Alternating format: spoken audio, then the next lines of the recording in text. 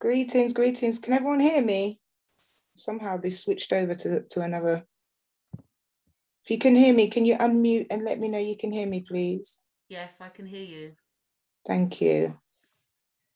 So welcome, Sahu. Welcome, Lorraine. Lorraine is my trusted PA sidekick. Greetings. Greetings, Sarah. I would say sidekick, my bestest friend in the world. So she's going to be assisting me this evening with questions and answers and things like that, okay? Sis, can I interrupt just for a minute? Sure. Because there are people in the Wellness Weekender group too. They've tried to book and link and they can't get in. So if Lorraine can maybe, I don't know if she's on the Wellness Weekender group. I put the messages into our group, but people are trying to get in. So, Right. Okay. Yeah. Lorraine, can you hear us, Lorraine? Are you there? If you can unmute your mic. Yeah, I think Lorraine is there. She's saying yes. Yes, I'm here. Thank you. Good evening. Evening, sis. Could you have a look at that for me? So what are you saying, Abby? Are they trying on the website or on the link? She just said the email I received said I had to register, so I did that twice and I've received nothing further after that. I didn't get the passcode, so I can't even get into the event. That's one. Then somebody else is just asking, how do you join the event? I've clicked on their website, but no joy. Clicked on the website. Wow. Okay. So I don't know, but anyway, if I I'll don't know. I'll put the link in. I'll put the Let me just try something. The link in the group. Yeah. Yeah. Yeah. So what are they saying? They can't buy a ticket, or they can't get the registration. Is that what it is? One sister Carl is saying, yeah, looks like. Also, why does the registration only allow patron? Don't know about that, but it sounds like the email I received said I had to register, so I did that twice, and I've received nothing further after that. I don't even have the passcode, so I can't get into the event. Right. Okay. And then one other sister was just asking, how do I get into this event? How do I join? She said she's gone on the website, so maybe she's not done it correctly. Right. Okay. Let me just look into that. There's no one here at the minute. Give me a few minutes, please. I'm gonna have to. Yeah. There's no one here, so it's fine. Thank you.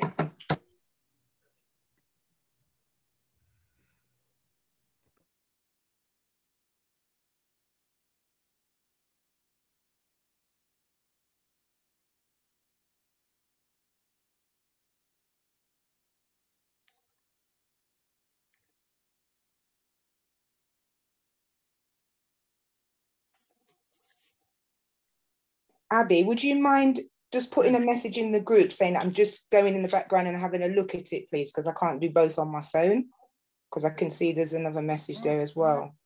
See, she's not pleased already. I mean, come on. All right, so if you don't mind, please, Abby, just kind of pacify her a little bit for me with a message, please. I'm just trying to work it out. Sure. Thank you.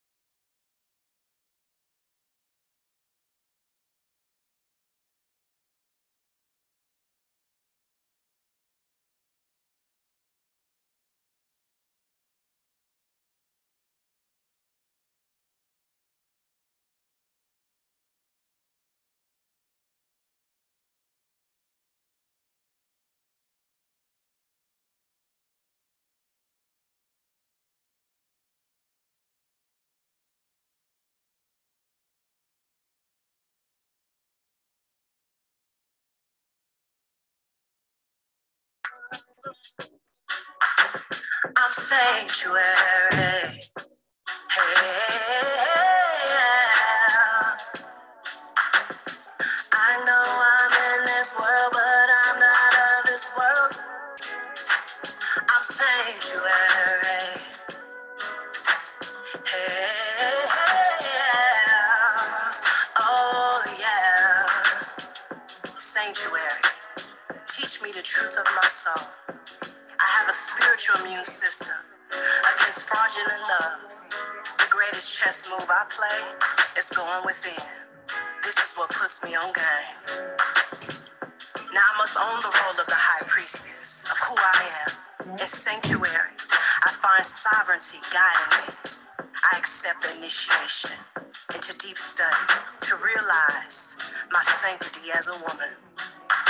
I denounce all imagery, manipulative messaging, false worship, and self-loathing about womanhood. I'm a mystical woman. Knowing my path goes far past a physical one. I stay patient and calm, knowing the divine plan for my life is working this thing out with what my life requires to be lived and expressed fully.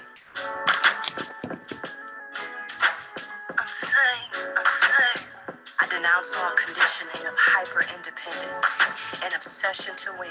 I denounce all false gods, leaders, celebrities that feed into soul poverty.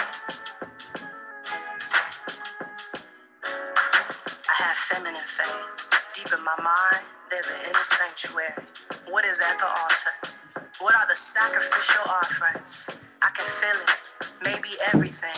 I can feel myself being drawn to this place. I fall to my knees and I allow through my mental bow, my heartfelt bow. In this sacred cocoon, I am being rebirthed. I'm grieving what I thought were goals. I'm stripping away shame. I shed the pettiness. I know petty is played out. I release all energies and relationships where my present isn't recognized as a gift. Miss me with the incompetent insight. The hidden things are revealed to me in the sanctuary because the great I am saw it first and said something. And I can't unsee it. I can't unhear it. I'm really careful of the 411 I take in on social media. My mind is a temple. I must guard it accordingly. Greetings, greetings, beautiful people. How you doing?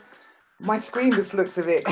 But anyway, greetings, everyone. Apologies for the delay and the technical hitch. You know how it goes. Sometimes we can do so many trial runs and it's perfect. And then on the night, it wants to behave like a monkey or our little 2-year-old toddlers, right? So I just want to say thank you for all of you joining us right now who are online. Let me just get rid of that so you can hear me better. Welcome. Oh my goodness. My name is Tricia Elevator O'Neill, and I just want to welcome you all to the Infinite Love Summit. Thank you all for being here. Shameen, Lorraine, all of you at Carla, thank you for your patience. Thank you for your patience, okay?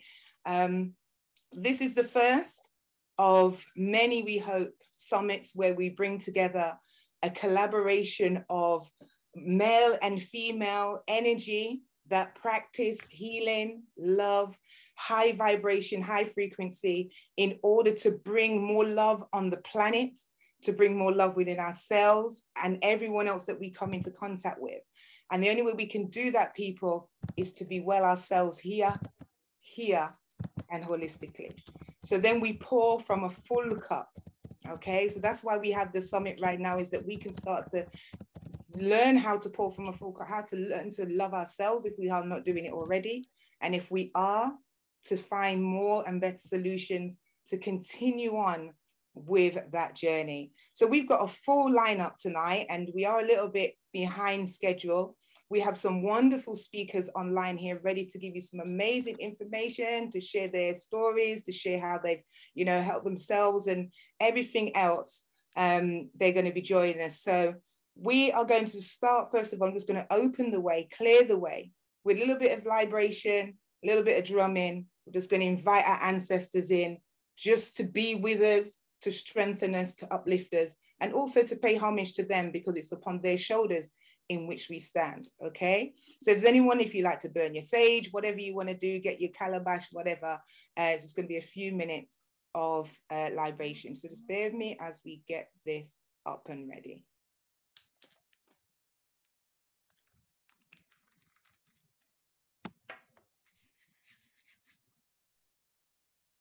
Hopefully you can all see my screen.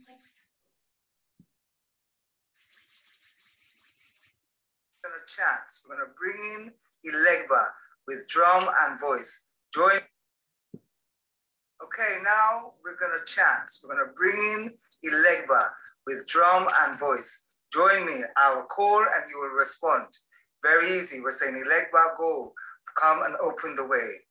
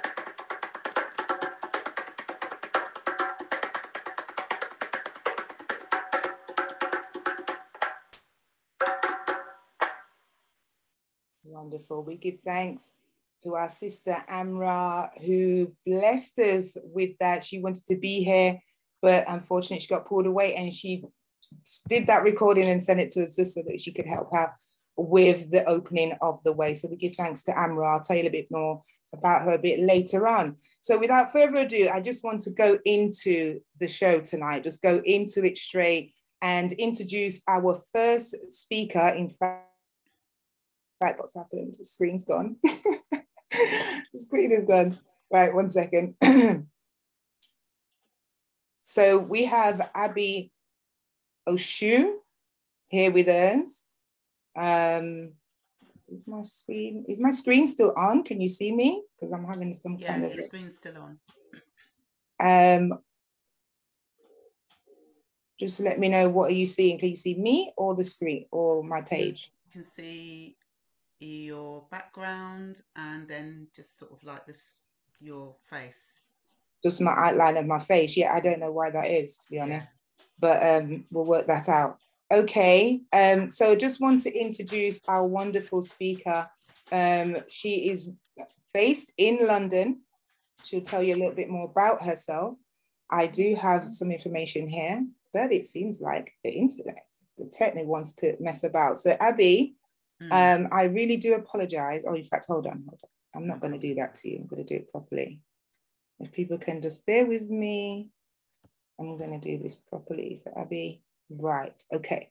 So we have our wonderful Abby Oshu is here, and she likes to help Black women release the responsibility of needing to feel strong for everyone except themselves. She does that by creating a safe space to be nourished, heard, and held while is showing up as their authentic selves. At work, she constantly stressed and overwhelmed. And no, sorry, she's not. At work, I constantly stressed and overwhelmed. I couldn't switch off, and I woke up in the mornings and my head was spinning with the things that I didn't want to do anymore. I'm sure many of us can testify to that, right? I constantly measured myself against others, and I was always felt that I was less than. I knew that I was burning out and no longer wanted to be in the industry. But Abby, after 20 years, what else could she do? She said what she did was, who would employ her? She said, I would, sorry, I'm making a mess of this. I'm just going to let Abby do this. Abby, without further ado, please unmute your mic and welcome to the Infinite Love Summit. Please forgive me. No, you're absolutely fine. No problem at all. So I'll just finish off on what Tricia was saying, because it was a post that I did a few days ago. And really, I was just explaining how I got to that stage when I was doing like the 9 to 5 in the more corporate world, that I just couldn't take it anymore. I couldn't take the people, I couldn't take the language, I couldn't take anything that was around me. And it was kind of like my gut would sink every time I thought I had to go into work. So in the end, I gained enough courage to leave, and to set up my own business. And what I was saying is, you know, it's I'm 8 years in now, and I have had some big old bumps along the way. Trust me, it hasn't been, you know, all daisies and roses, but I absolutely wouldn't have it any other way, because now, you know, I do what I love, and that is supporting melanin rich women, you know, on their journey, in their journey, through their journey, with a whole range of things. So I'm going to open up the presentation now, and I'll just talk to you a little bit about what I do, and then we'll get into the presentation. So I'm assuming I've got share screen rights. So you just need to give me share screen rights, Tricia, so that I can share the screen, and then we can get going. You might need to make me host as well, Tricia. Tricia, are you there?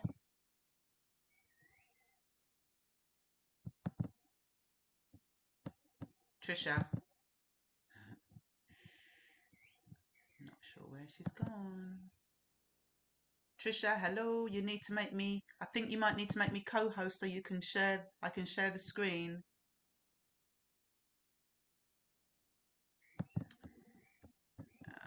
Let me see if I can send her a message. Bear with us, family.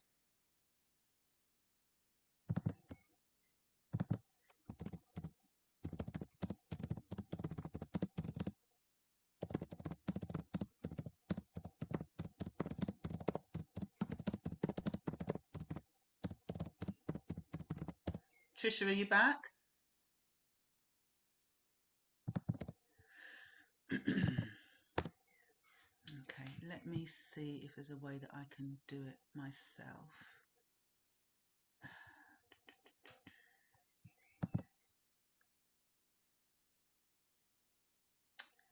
No, I think she needs to give me the rights.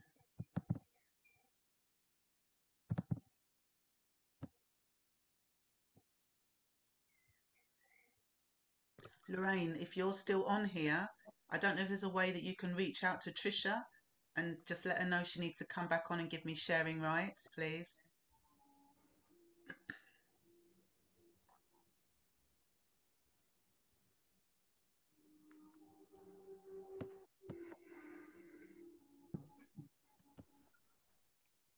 Maybe you can just do the beginning part of your presentation before you the description. Can you hear me? Tricia? Oh, Tricia's Yeah, back. can you hear me?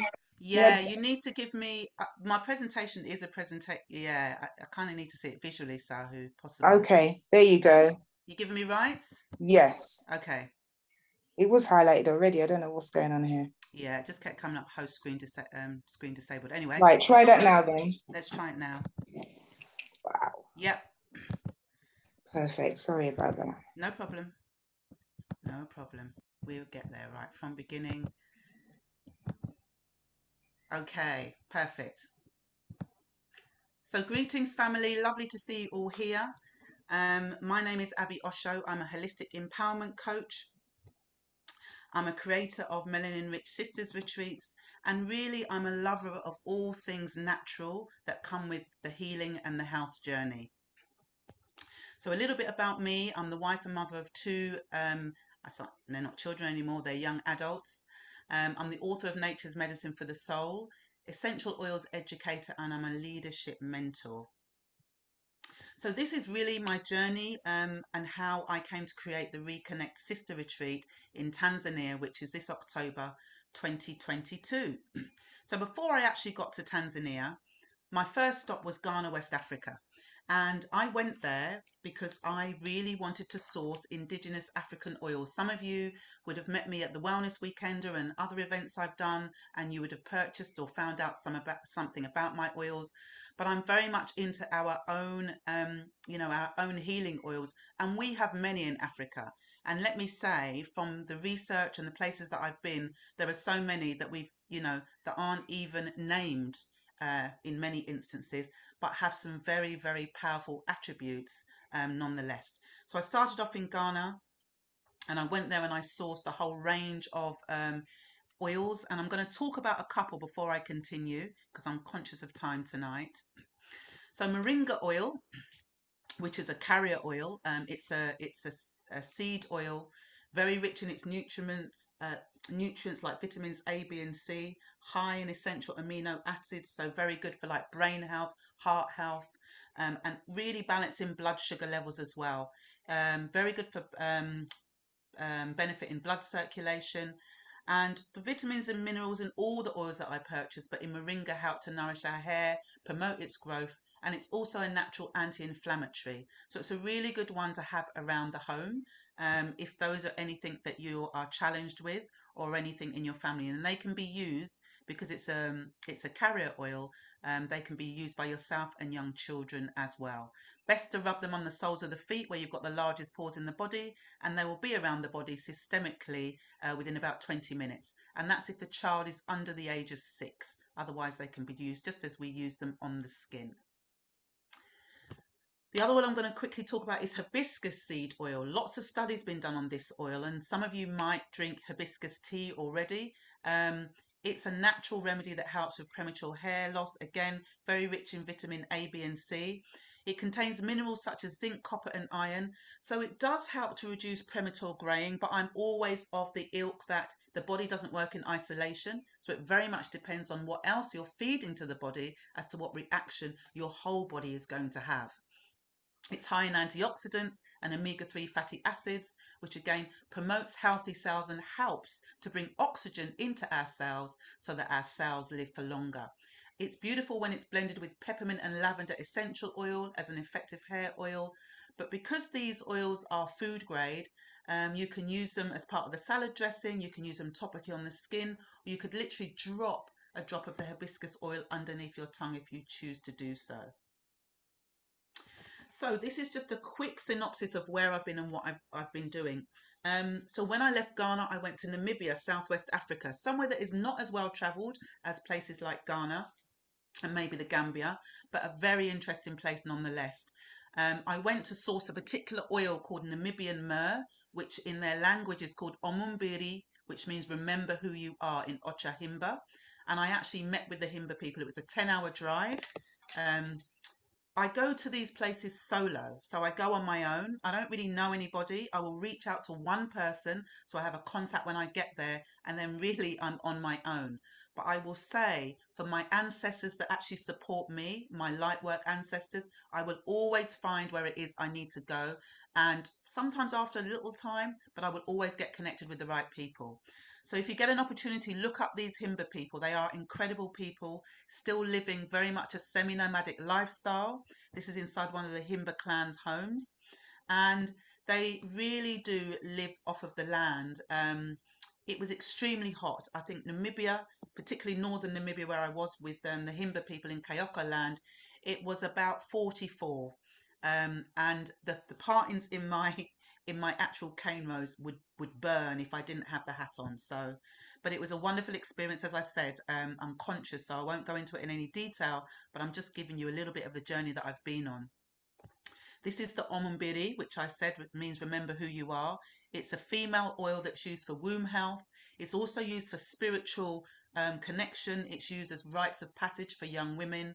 And it's something that I learned, and I was really honoured to be in their presence while they explained about the use of the oils and how they actually use it. So on to Tanzania. So I knew that I wanted to run a women's retreat, a melanin-rich, a black women's retreat. And for me, it wasn't about any old retreat. This is about reconnecting to self. It's about reconnection to the motherland. It's about truly reconnecting to who you are and discovering who you are, discovering those gifts and talents that probably lie within. But one of the things, and Tricia mentioned it at the beginning, is, you know, the strong Black woman image is wonderful. However, what happens within that image many times is that you will support and help everybody else, and you continue to put yourself at the back of the queue. So this is about putting yourself first, putting your needs first, and really getting into that, what I call the sunshine, the heat, the equator sun that really feeds the body whilst you actually do the work whilst we're there. So I travelled out there I reached out and I met a wonderful lady in January. I booked my ticket in February and I went out there for a month because I knew I wanted to plan this retreat. And I knew that unless I was there doing it, it wouldn't work in the way that I wanted to. So I visited 5 different regions in Tanzania whilst I was there: Arusha, Moshi, Dar es Salaam, Zanzibar, and Pemba Island. Mount Kilimanjaro Moshi sits at the base of that, and Mount Meru. So Mount Kilimanjaro is the male energy, and Mount Meru is the female energy. And Arusha sits at the base of Mount Meru. I'm just going to see. Oh, it's not this one. Okay. So just as I'd arrived, I went there and it was just like, wow, this is an incredible place. I was in my jeans, I was in my sweat top, got off the plane and we went to visit a hotel. And the Maasai were there, and Merisal, the lady that I was with, she said there must be something going on here. So what happened was I was standing there and I saw them beckoning, and I'm looking behind me thinking they're speaking to someone else, but they were actually beckoning me to come over and join them in their dance. And I just remember thinking, me, really, in these hot English clothes? But anyway, I went over and I joined them. So I'm going to play this. It's quite a quick one, just so you can kind of get a feel, because the Maasai have so much energy. Unlike me, I ran out of steam quite quickly.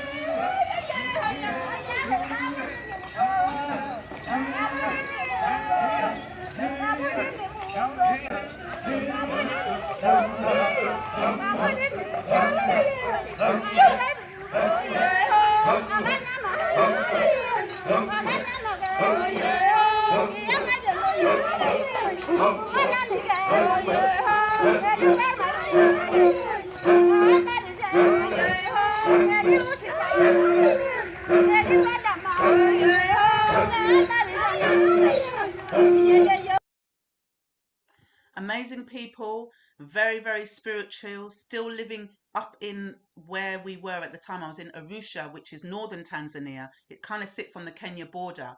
So you have many, many Maasai people there working with their cattle, very humble people known as the gatekeepers of the animals. But they are a very strong spirited people. And so I actually got to spend some time with them afterwards. And they were really just talking me through the Maasai and how the Maasai live and why they live in the way that they live, which was very interesting. So as part of this retreat, we will be going and we will be meeting the Maasai and going to one of the Maasai bomas to actually see how they live. I then I left Arusha. I was there for a few days, and it's a beautiful green lush place. And just next to Arusha, which sits just near Kilimanjaro, we have what's called the Mataruni waterfall, which is the highest waterfall in the northern Tanzania. Very, very spiritual energy. And I say this because it was a hills and gully walk to get to this waterfall. And you can't see it here, but I was sweating hard. And I remember hearing the water, just hearing that kind of spray of the water from the fall. And I just sped up and I went on my own. I didn't want to be in a group with, other people from other parts of the world. I just wanted my guide to be with me. So I remember he said to me, "Oh, madame, you are walking faster." And I said, "Yeah, I can feel the pull of the waterfall." And when I got there, it was just the most incredible feeling. And that was for 2 reasons. First of all, within about a 5-minute time span, the waterfall, there was a rainbow on top of the waterfall. And I was just like, wow, because there wasn't a rainbow in the sky. He was talking to me and explaining how the reflection from the lush greenery and from the front of the waterfall allows the rainbow to fall on the water. Um, and within another 5 minutes, because I rolled up my trousers, I took off my shoes and socks. Those of you that know me, you know that I am all about grounding. And I got into that water, and and I was really giving thanks to my light ancestors. And within about another 5 minutes, another rainbow appeared. And he said to me, he said, Madame, you're bringing something special here, because two rainbows are rare, very rare. One is common, but two are rare. And I just knew at that point, you know what, spiritual download, this is where I'm supposed to be doing the retreat. And I think I've got a little recording because I was quite excited. Greetings, family. I am here. I'm in the waterfall. I'm not going deep. You can see it's coming towards me, and it's so cleansing, it's so refreshing. I just want to put my arms up and say, yay, we made it. And I just thank and praise my ancestors and all the sisters, everything that is with me. I just thank and say, Karibu. So in Moshi and Arusha, there are lots of natural waterfalls. It's just the most incredible place, and you feel the energy. I think what I felt the most when I was up there, because you're up high in the mountains, so it's a little bit cooler than other parts of Tanzania. But for me personally, you really feel the energy of the country. We then went to Chemka Hot Springs and we did the whole coffee making. They are very, very proud of the Tanzanian coffee that they actually grow and they make. And it was a very interesting time. I'm personally not a coffee drinker. I love the smell. I don't particularly like the taste. But just having the experience of all the guys and seeing them so proud of what they do and how they do it was a real blessing. The Chemka Hot Springs is a volcanic spring that opened up thousands, probably millions of years ago. It's not a hot spring, it's quite warm, but it's a really beautiful place. So it's one of the places that we will be visiting as part of the retreat. And so what I did is I flew down. So there's going to be 5 nights that are spent up in Arusha. So very much in that energy space of Mount Meru, the female energy, grounding and really doing the reconnection back to self work in terms of the body alignment work, as well as the other things that we'll be doing, part of which will be a 2-day safari in the Ngorongoro crater, which is where the Maasai live with the animals. And yeah, and another whole experience in its own right. But then what we do is we fly down to Zanzibar. So Zanzibar is very, very different from Arusha. Arusha is lush and green. It rains, it shines, it rains, it shines. Zanzibar is very much about the beach.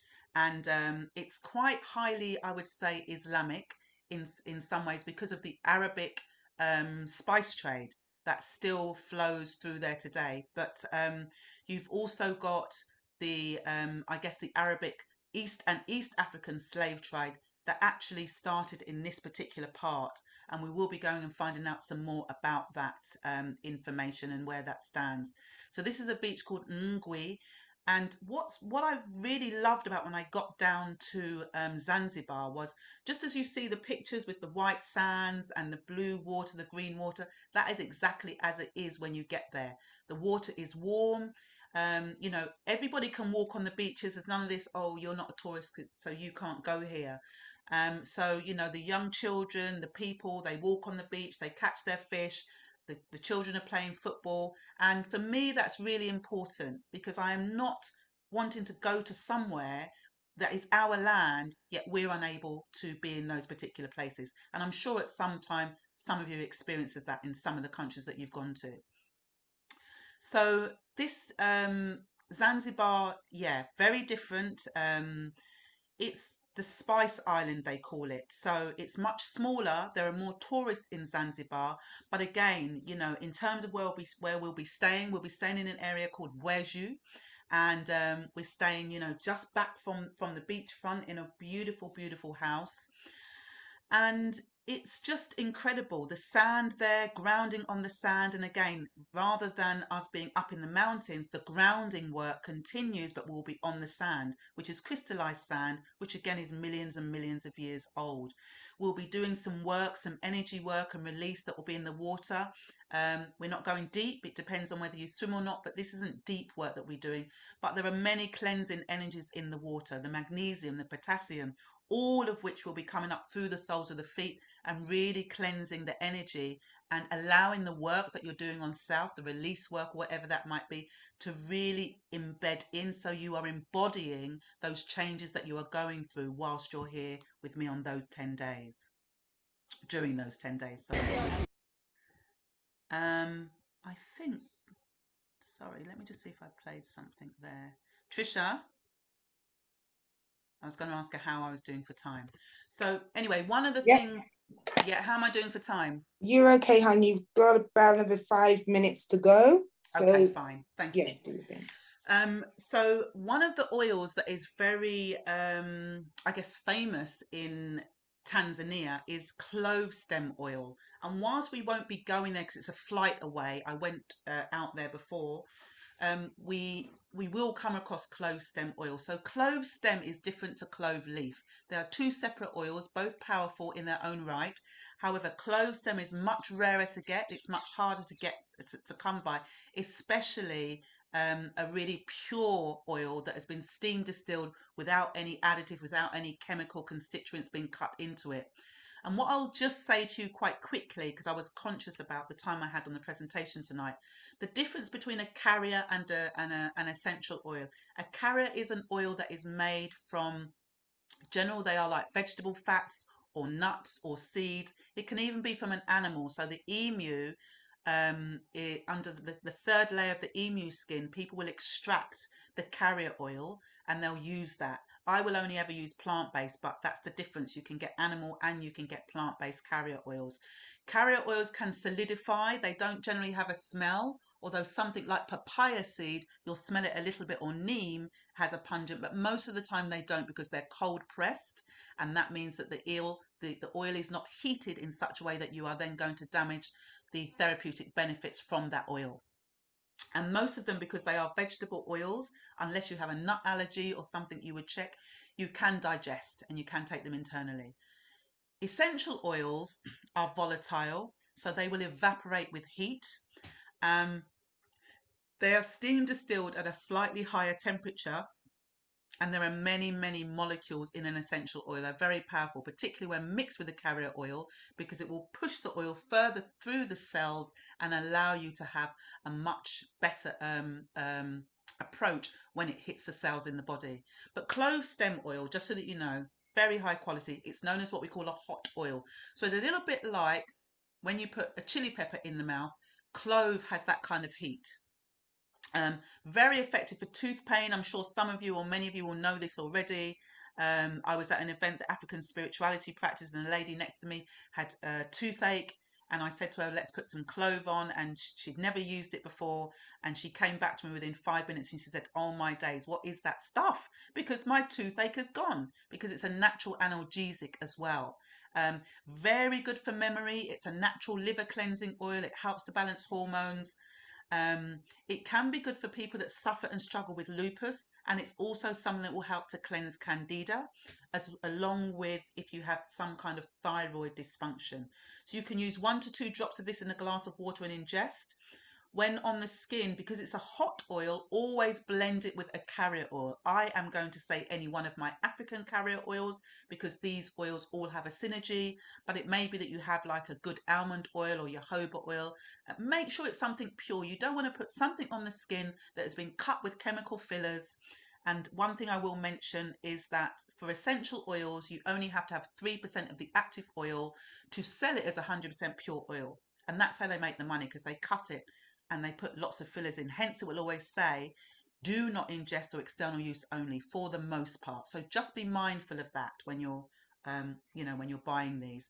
But this you can, and you can also use it in a diffuser, very powerful, just through inhalation as well.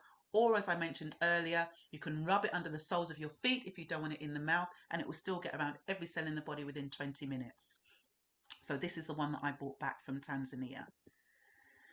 So it's, sisters, it's one of those, this is more about being pulled to do it. This is about, yes, there's got to be some head thinking in terms of finance, but it's the emotional connection. It's about that ancestral motherland connection and what that actually brings.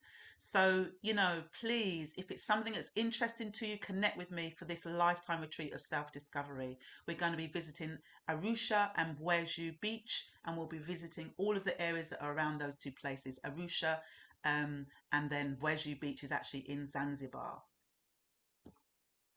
So I will put my details into the chat once I've finished. I'll put my website in. You can have a look. There is a page there particularly about the retreat, but these are some of the other oils that you'll find on there as well. And I just wanted to share with you very quickly, on Saturday, the 11th of June, I've got 2 spaces left. I do a Reconnect Day retreat down in Broadstairs, Botany Bay in Kent, with a group of sisters, different sisters, once a month, and they come and we ground in the water. We have a lovely retreat space that a sister set up, which we start off at. We do our meditations, we come, we set our intentions. It's a beautiful, beautiful day. So if anybody's interested in that, please reach out and let me know.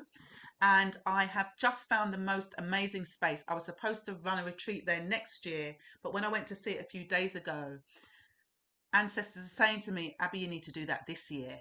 So I'm going to be doing a 4-day retreat in September, the 8th to 11th.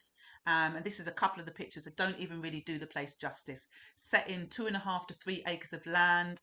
There'll be massage therapies. We'll have workshops. I mean, it's going to be absolutely amazing. So again, you can leave your details on my website if that is something that interests you. And these are the things that I've got coming up. I've mentioned Broadstairs, Kent. That's on the 11th of June, which is this Saturday. If you're free and if you fancy it, it's an incredible day. Please reach out to me and I'll send you the information. The African oil class is now sold out. It's finished. That was last night, actually. The Reconnect Freedom Frequency 4-day retreat is the 8th to 11th of September. You can register your interest. Some of you are in contact with me already, so you'll get the information. And the really big transformational one is the Tanzania 10-day Reconnect Africa Sister Retreat, which is the 6th to the 16th of October 2022. It has its own page on my website, which comes under retreats.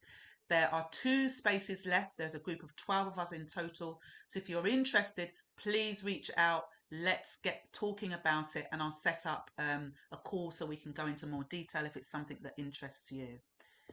These are my details. So if you want to connect with me, if you're not already, please reach out. You can join the newsletter. I'll keep you up to date with some of the things that I'm doing myself and with some of the other sisters that I work with. And I would like to, on that note, take a picture of this if you can't get all the information, but I will put into the chat what I can. And on that note, I believe I should be in time. Thank you for being present. I hope that you enjoyed my presentation. Feel free to ask me some questions. I will be on for a little while longer. And thank you for the opportunity. Tricia, stay blessed. You are so welcome. Thank you so much, Abby, for that amazing presentation there. We are still trying to work in the background, trying to work out what is happening with allowing the attendees to come in to the room. So I'm just asking if anyone does know anyone, because I know some of you are friends who have joined. If you could just, if there's an issue, please just message them and let them know that if they can message us personally, we will send it via WhatsApp or a text message. Somehow the email, I don't know if it's not coming through or people are having issues. But anyway, I just want to thank Abby again. That was amazing. Thank you so much. I met Abby a couple of years ago at a seminar, and I just loved her vibe, loved her energy, and loved the smells of the aromatherapy oils, and even just the testers that she was giving was elevating me. It was heightening my energy, and I was feeling a lot more clearer in my head. And I hadn't even used the whole bottle. This was just a tester that she put on and said, have a smell. So, what Abby does is absolutely amazing. I'm yet to join one of the retreats. I'm looking forward to that. But once again, thank you, Abby, for an amazing presentation. Wish you all the best for the future. Does anyone have any questions for Abby? While she's still here, we can take questions. if you'd like to place them in the Q&A box, which should be to the right of your screen, and then we can take it from there. So once again, I want to thank you and welcome if you've just joined. We have a host of speakers. We are a bit behind schedule, so I'm just going to run straight in to our next wonderful speaker, who is another brother who I have known for just over a year or so, but has been such a tower of strength in my life and in supporting everything that we do. We support each other as much as we can, but I love Charles because he brings the good news of Jamaica. You know, we hear a lot of bad things about Jamaica sometimes, but Charles makes it his business to bring the good news of Jamaica. So I'm just going to read a little bit about him. He is living a fulfilling life. He's empowered to be a blessing to others through one-on-one mentorship and calculated guidance. He was born in England, but raised both in Jamaica and America by a mighty woman by the name of Vera Hyatt. I am going to allow Charles at this moment to give you the rest about who he is, what he does, and why he does it. Charles, are you there with us? Let's just make sure Charles is in. Oh, have we lost Charles? Let's have a look. Charles, are you there? No, Charles is not there. Okay. Right, so he hasn't, maybe having problems as well. So let's just move on if we can. Bear with me to our next speaker.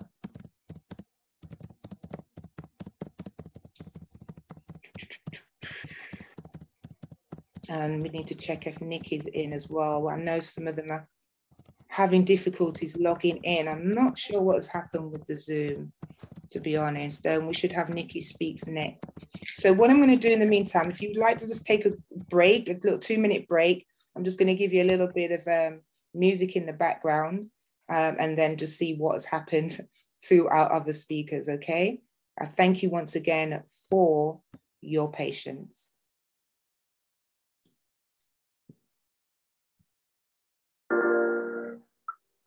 I gotta be thankful because I know someone lost their life today. And so every moment I endeavor to live life the righteous way. To serve with a sense of purpose and let love light the way. Even if I die today, that's just the price I pay. Just know I try to be kind and seek the divine every night and day. Gratitude for the sunrise. Gratitude for the sunshine. Gratitude for the moonlight. Every day feels like a new life. Especially when I meditate. Take a breath and then I elevate. Everything deserves gratitude. That's my everyday attitude. Gratitude. That's my everyday attitude. Gratitude. Gratitude. That's my everyday attitude. Gratitude. Gratitude is the fruit of life. The nourishment of the soul when there's no food in sight. When your vibrations are low and you feel blue inside. Gratitude is the attitude that gets you through the night. Never believe in lack of limitations. Anything can be manifested with a little appreciation. I appreciate my life. I appreciate my breath. I appreciate my sight. Gratitude for my health. Gratitude is the happiest mood. Even if I happen to lose, everything deserves gratitude. That's my everyday attitude. Gratitude. That's my everyday attitude. Gratitude. That's my everyday attitude. Gratitude. With a heart full of gratitude and a mind full of peace. That's how you should live. That's how you should be. With a heart full of gratitude and a mind full of peace. That's how you should love. That's how you stay free. Yeah, 2020 AD. I just wanna make love. I just wanna make peace. I just wanna stay free. 2020 AD. I just wanna make love. I just wanna make peace. I just wanna stay free. Gratitude. That's my everyday attitude. Gratitude. That's my everyday attitude. Gratitude.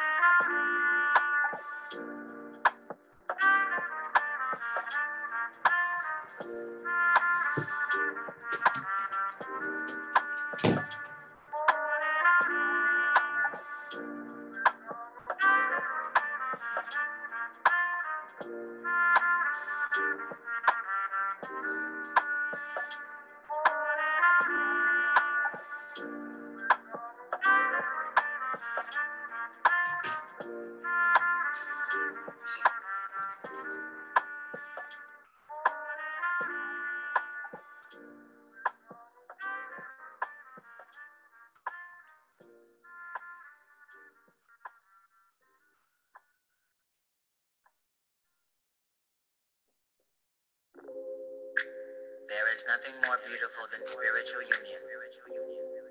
Two souls that come together to destroy and kill the illusion of time and space and separation between the Creator and her creation. Love is the joy that leads to salvation, ascension, and divine elevation. I ain't trying to waste your time. I just wanna elevate your mind. Meditate and shine. Elevate your mind. I ain't trying to waste your time. I just wanna elevate your mind. Meditate and shine. Elevate your mind. Elevate your mind. Open up your heart chakra. Elevate your mind.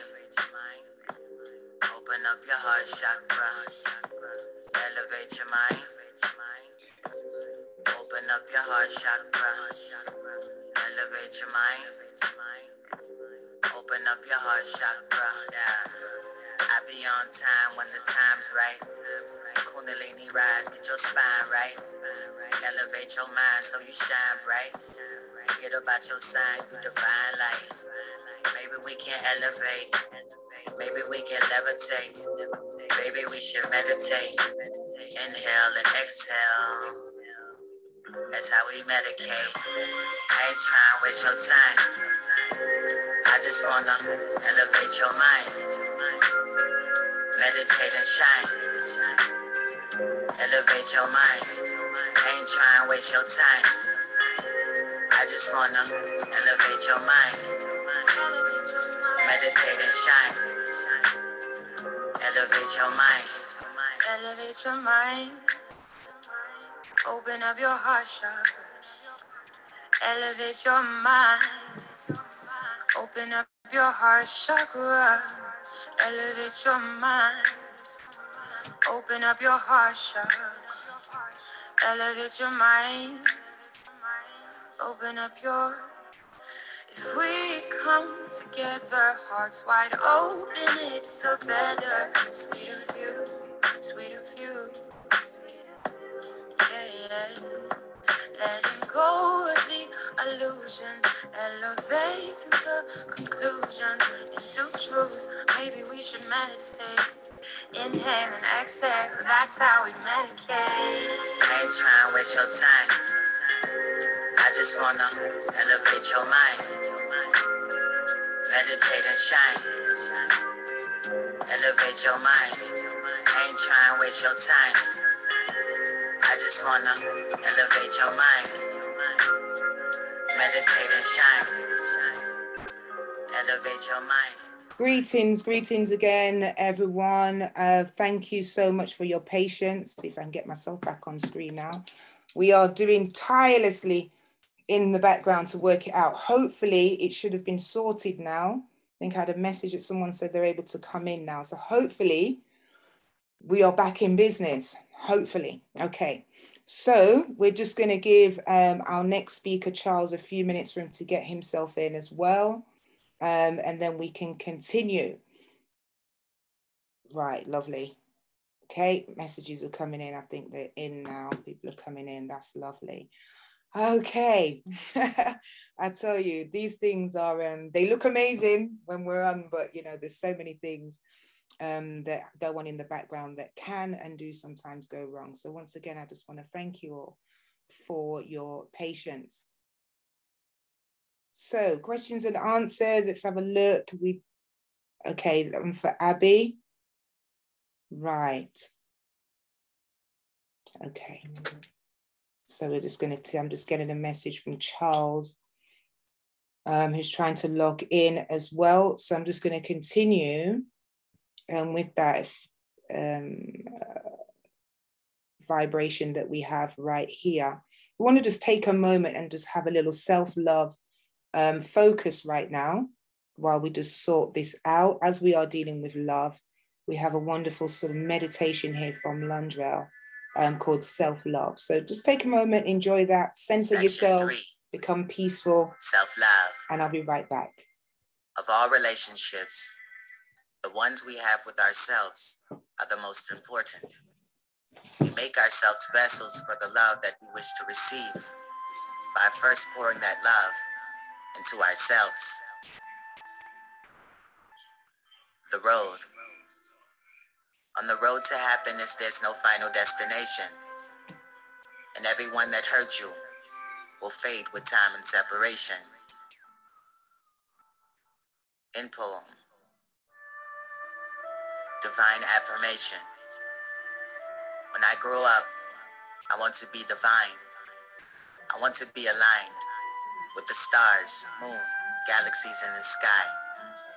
I'm going to love myself and awaken my soul inside. I'm going to walk with pride, head up high. I'm going to dream so big, spread my wings and fly. When I die, I want to feel alive. I am eternal. I am divine. I am divine. I am divine. I am divine. In poem. Divine soul. I do not waste my time trying to find gold. I have all of these things within me. I am divine soul. I possess all of the beauty of a sunflower within my glow. I am eternal sunshine. I pose and time froze. My mind flows with thoughts as deep as the mind goes.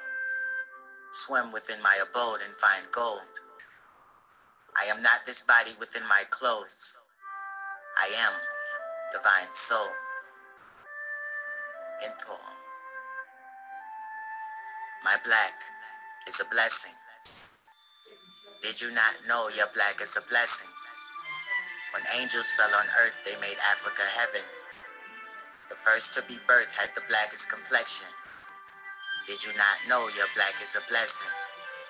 Did you not know your black is extravagant, multifaceted and talented? You are history in motion, black excellence. Not just athletes and activists, kings and queens, spiritual beings. Did you not know your black is immaculate?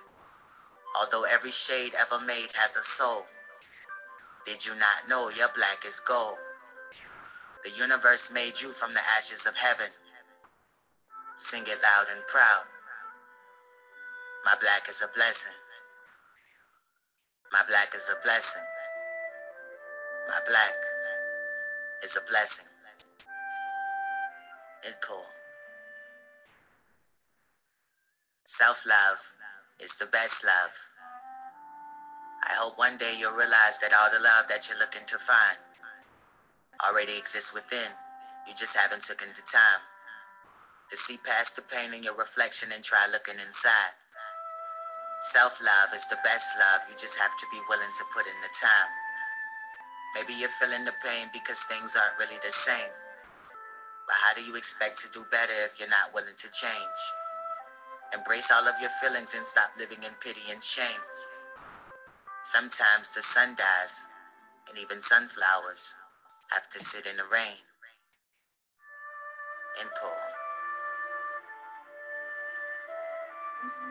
The laws of love. The more you avoid self-love, the more the universe will send you people who don't know how to love you. The cosmos is wrapped in its own love. The universe inside you deserves love too. End poem.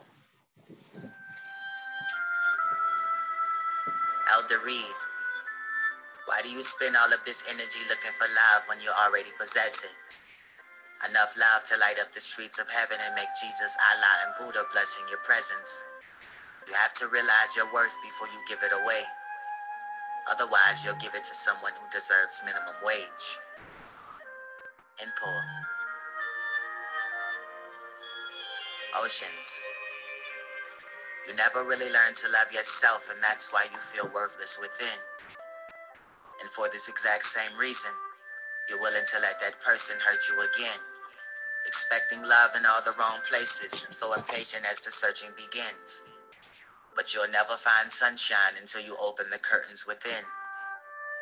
You hurt and pretend time and time again, but things really haven't been the same.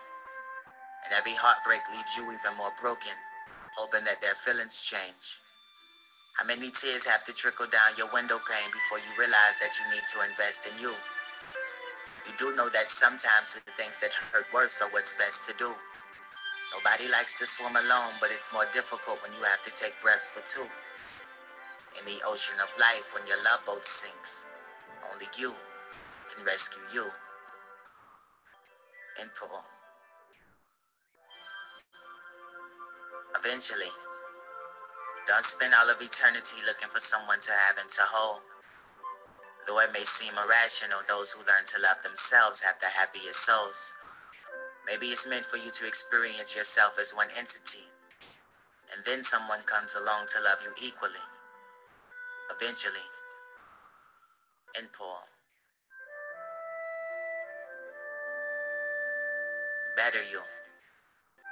Some people become heartbroken and start living their lives in reversal, but never let past situations curse you to the point you start becoming the person that hurt you. Heartbreak always leaves a little residue, but only pick up the necessary pieces to love yourself and become a better you. End poem. Torn. A part of you wants to go back and the other half wants to be alone. But nobody but you can heal your pain, so maybe alone is where you belong. End poem.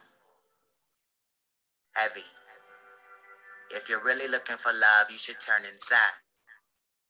And if you decided to let go, you will learn to fly. End poem. Justice. Life is poetic justice. The more you get hurt, the more you grow to love it. But when you learn to love yourself, you can climb any height. And every moment will feel like the time of your life. End poem. Saved. People will always express that they never meant to after they hurt you, but their actions will always prove that they had the intent to. And that makes you question everything that you've been through. Has anything they ever said been true? How many times have they ever went against you? When a relationship went bad, who did they vent to? These are the questions you ask yourself when it really hits you. And then you start to feel resentful because you know you've always been faithful. And eventually you'll break up, but never let it break you. Just pray and be grateful. The universe has saved you. End poem. Strange. You never see caterpillars making love to butterflies. Strange. End poem. For once, maybe for once you should try loving you before you cake up and wake up with another dude. A few months later, he tries to cut you loose and start looking for another you. End poem. The dive. The only medicine for loneliness is being alone. The strong become best friends with solitude, and for this reason alone, they learn to be free on their own. Within the pools of your emptiness, there are stones and shimmering jewels that can only be found when you dive deep into yourself and experience you. End poem. True. When you were younger, your greatest wish was to be in love. When you grew up, heartbroken, time healed, feelings lost, but finding true love. They never told you. You never knew love until you grew love. That is true love. End poem. End section.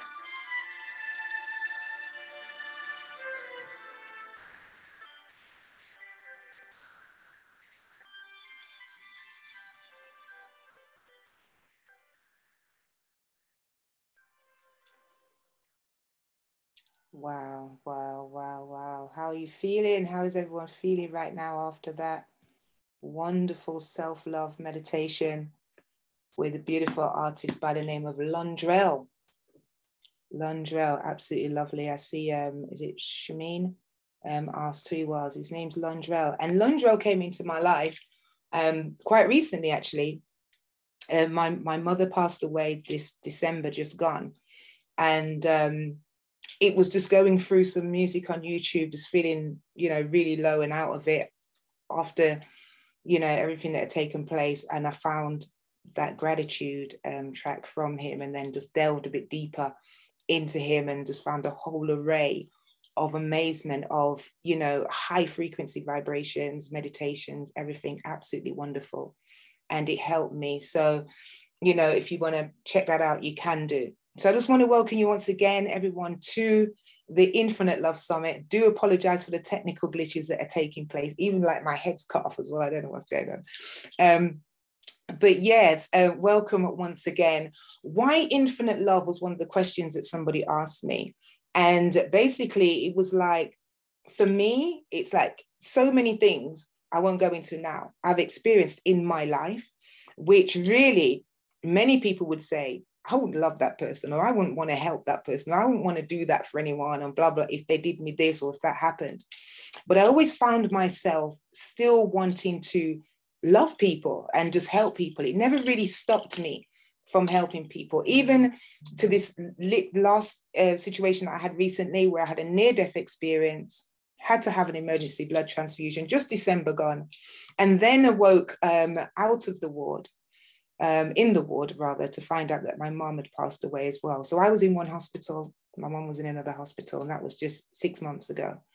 And out of that, the vision of this summit came back to me, because I've had it for many years to do something like this, to help our community and, everyone to find a place where we can heal ourselves holistically. I know there's a lot of pharmaceutical healing out there, medications and stuff, but I've found over my years that sometimes taking all these pills cause other problems to happen with the body.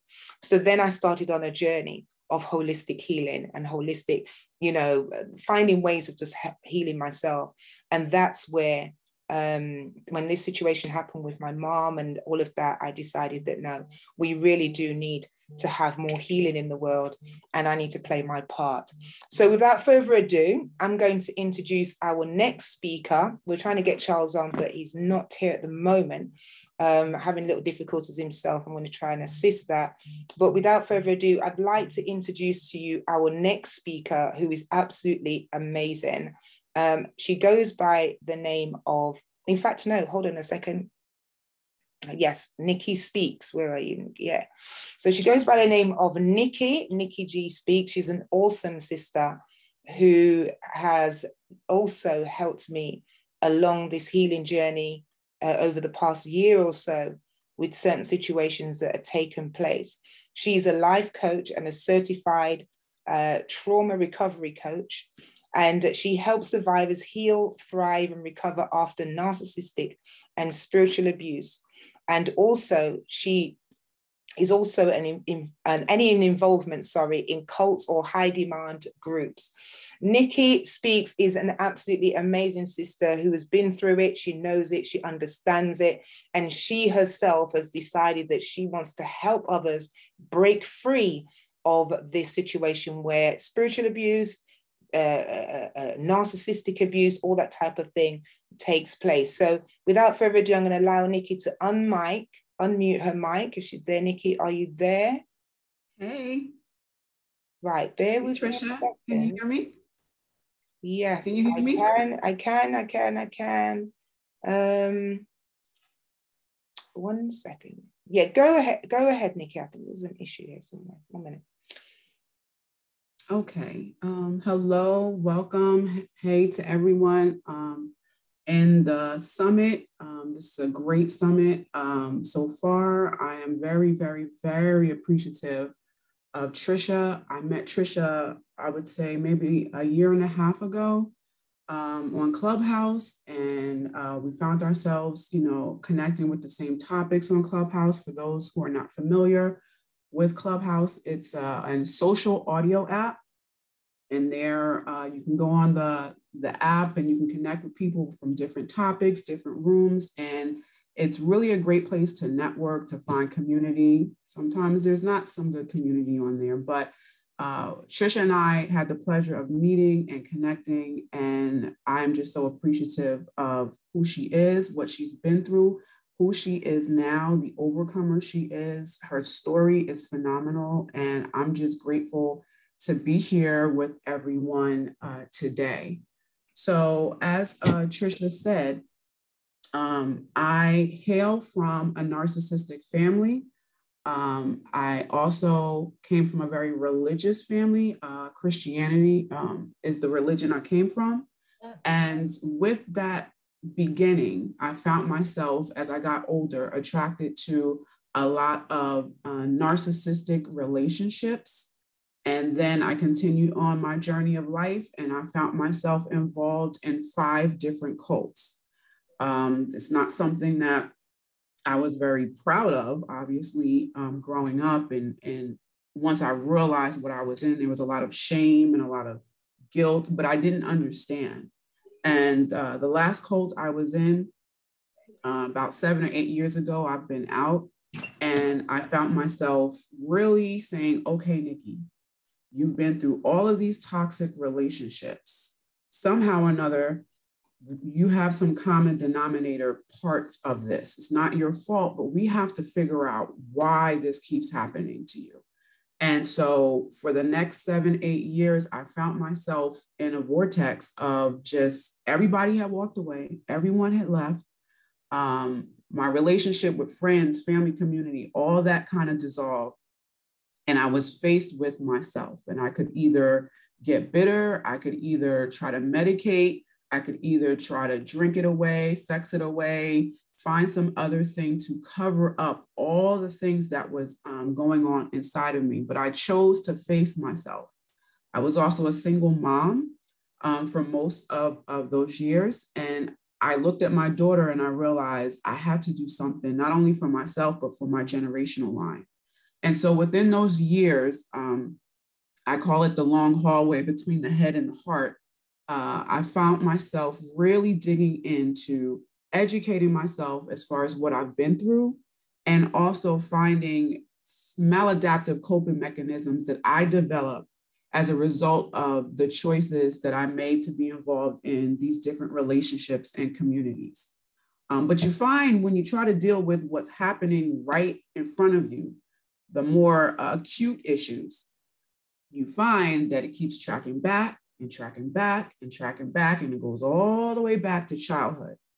And for the most part, that's something that I actually embraced, because I'm a big proponent of generational healing, generational breaking cycles. And so when I realized, all the lines kept pointing back to my childhood, then I said, okay, let's roll up our sleeves and let's try to get into working through some of this. So in my attempts to do that, first thing I said, okay, I need a therapist. I need a coach. I need someone who can help me out. And I searched and I searched. And at that time, I didn't find a lot of therapists who were very experienced or well-versed in narcissism, let alone in cult involvement.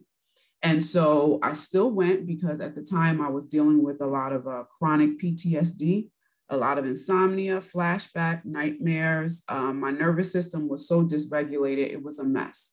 So even though I felt that the therapist didn't meet all my needs, it was enough to help me with a lot of the acute trauma that came up.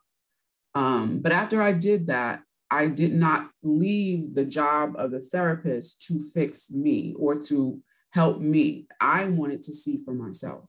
So I started to educate myself. I started to read books about coercive control, mind control, high demand groups. I started to learn about narcissism. I started to watch and read and watch and read. And I mean, I think the grief hit me because I said, oh my God, what have I been in most of my life? I had no awareness of it at all, but now it was becoming conscious. And I realized, and I say this a lot when I speak to others and in my coaching sessions, education alone is beautiful. We need to understand what we've been through. We need to look at the pieces of the puzzle that go all the way back to childhood, but that in and of itself is not recovery. In and of itself, it's not healing. It's the first opening into that room, but it's not the whole complete picture. We have to then go inward and we have to then start to look at what patterns we might have developed. We have to look at the things that we chose and why we chose them, not to be in a place of faulting ourselves or blaming ourselves, but we have to see not just what the narcissist might have done to us or a cult leader or a dysfunctional parent or a toxic friend. We need to educate and see those things and those patterns, but we also need to see how we got there so that we can break the pattern and it doesn't continue to repeat and repeat. And this is part of the reason why I found myself in one narcissistic relationship to another narcissistic relationship, from one cult to another cult. I did not see, I did not understand, I did not know. So I educated myself, and then I found myself really starting to face Nikki. And I started to see certain things like, wow, I was codependent. I was codependent on this person and this leader. I looked for the church to give me answers for my life. I looked for leaders. I looked for spiritual parents to tell me what I should do with my life. I did not have responsibility over my own life, and I was totally unaware of it. A lot of the churches that I was involved in, a lot of the cults, if you will, they really promoted this codependency on the leader. You need to go to the leader for permission for this. You need to go to the leader to find out if you should choose this career or that career. So a lot of those patterns were already at work for me to not take responsibility for my life. I did not have a connection with Nikki on the inside. I was more connected externally to what someone would say about me, what someone thought about me, the different guidance that someone would give me. And so I realized, oh my gosh, this is not good. And I started to work through these things. Went back to therapy, but a lot of the work I did for myself because I wanted freedom. I wanted recovery. I did not want 5 cults to be the anthem of my life. I did not want all the narcissistic relationships I have been in to be the final page in my life book. I did not want that. And most importantly, I did not want who I was because of that to be the mother that my daughter was connecting with. I needed to clear things. I needed to break things. I needed cycles to be decimated. And so I could begin new cycles and I could go and flow in generational blessings versus generational curses. And so I did the hard work for myself, for my daughter, and for my bloodline. Is it easy? No. Has it been easy? No. Am I still in recovery? Yes, because I realized a big chunk of my life was given over to all of these programmings and thinking patterns and behavior patterns that were not who I was. So I continue to grow, I continue to evolve. But I had to go inside and I had to find connection with myself. And out of everything that I've walked through since I've been alive, that is one of the most beautiful things that I'm grateful for with all of my story, that Nikki found a relationship with Nikki after all of that. And I get to choose, I get to have my power back, I get to have choice, I get to have agency, these type of things I didn't know. So I'm giving you guys a longer version of my story, but this is how I became Nikki G Speaks, that is sitting before you. So I don't have a lot of time. Usually when I have discussions like this on Clubhouse or I speak in other platforms, you know, I can kind of hit a lot of these areas, but I'll just hit a few for the sake of time and for the sake of those who are in the summit. So I'm going to talk a little bit about narcissism. This is not an exhaustive discussion about narcissism. I'm just going to be able to hit certain points that I feel may be important. And I want to preface it and say that when it comes to narcissism, I know right now there's a lot of things going on the planet, a lot of shakings, a lot of things that are happening globally, politically, climate-wise, different things like that, from different celebrities and actors and actresses and sports, different people who are in sports arena. We're hearing the word narcissism resound a whole lot louder now than we ever have before. You can see in relationship dynamics on social media, everybody's calling, oh, you're a narcissist, you're a narcissist. That person, my boyfriend was a narcissist. Yeah, my ex was a narcissist. And I will say it is becoming used a whole lot more.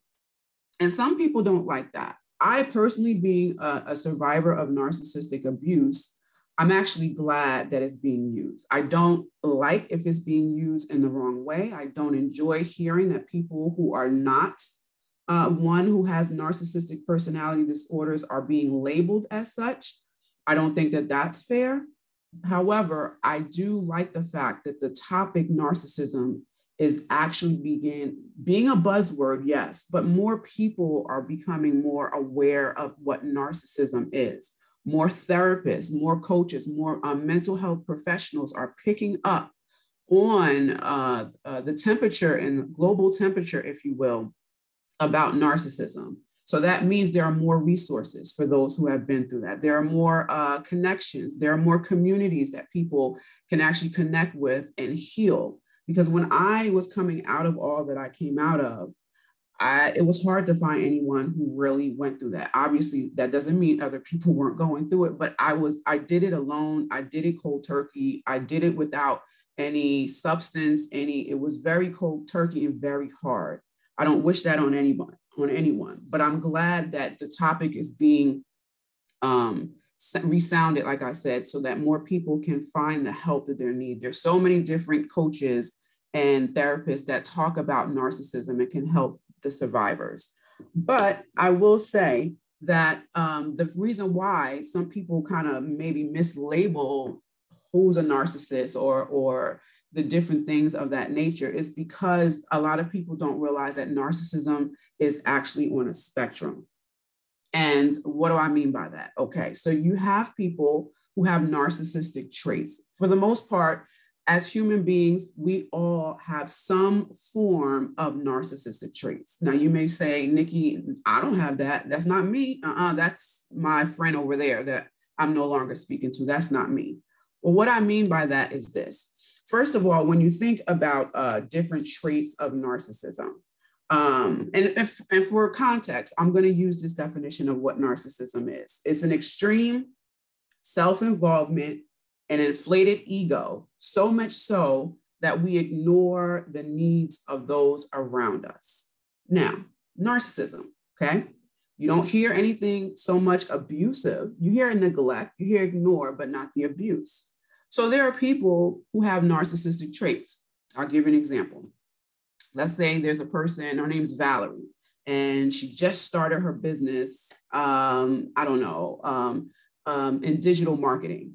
And she's got her Instagram account, she's got her website, she's got all the things, got her, LLC, trademark, everything.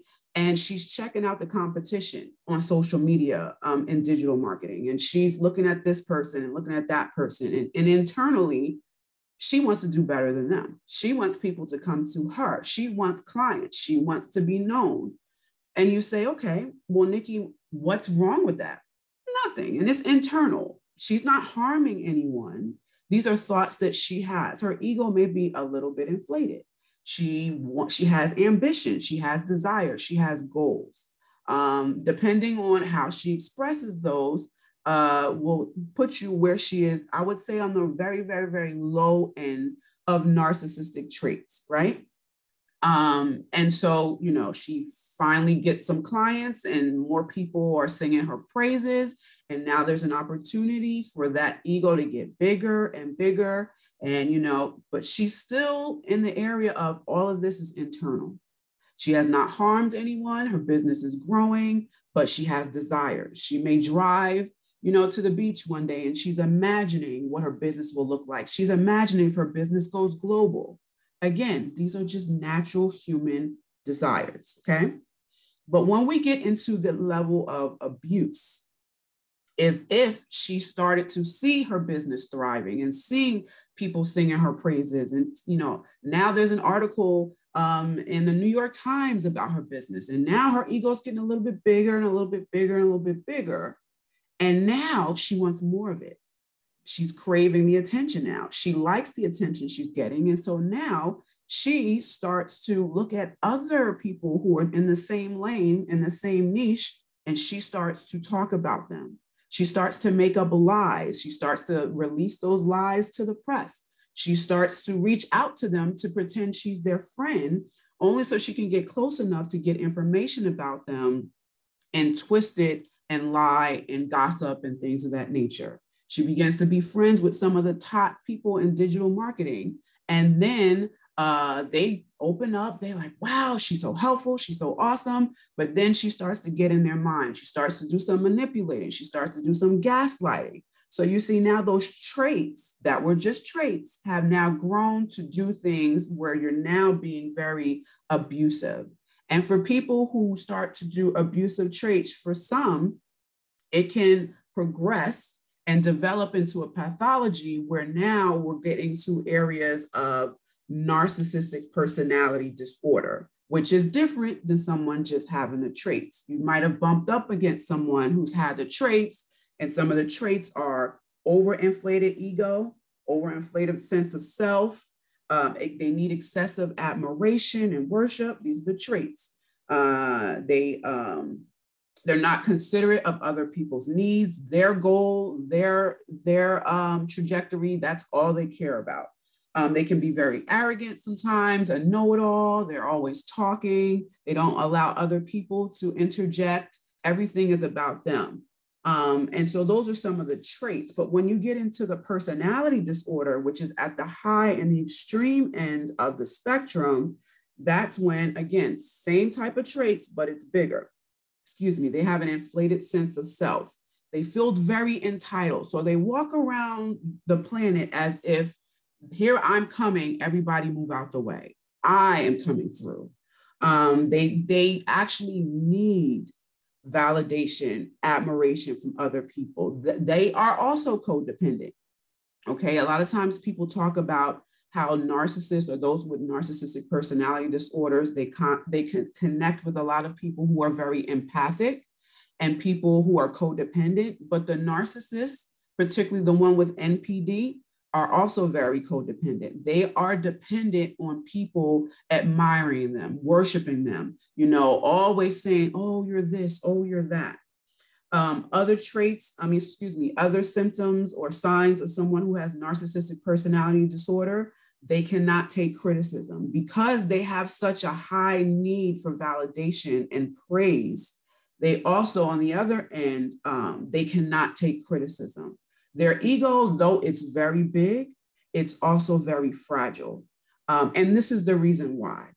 When you think about those, particularly with NPD, narcissistic personality disorder, I say they have two faces, okay? They have the face that they put out to the community, the face they put out to those outside of their house. the face that they put out to those outside of their family and their relationships. And that particular person, they spend more time creating that image, that face that the public will see than they do working on themselves. They really do not like themselves internally. If you saw not the face that's out to the public, but the face that's inside their inner world, they hate themselves. There's a lot of self-loathing. There's a lot of depression. There's a lot of feeling like they're not enough. There's a lot of feeling that they don't meet the mark, that they're disgusting, that they're, they have all of these internal issues.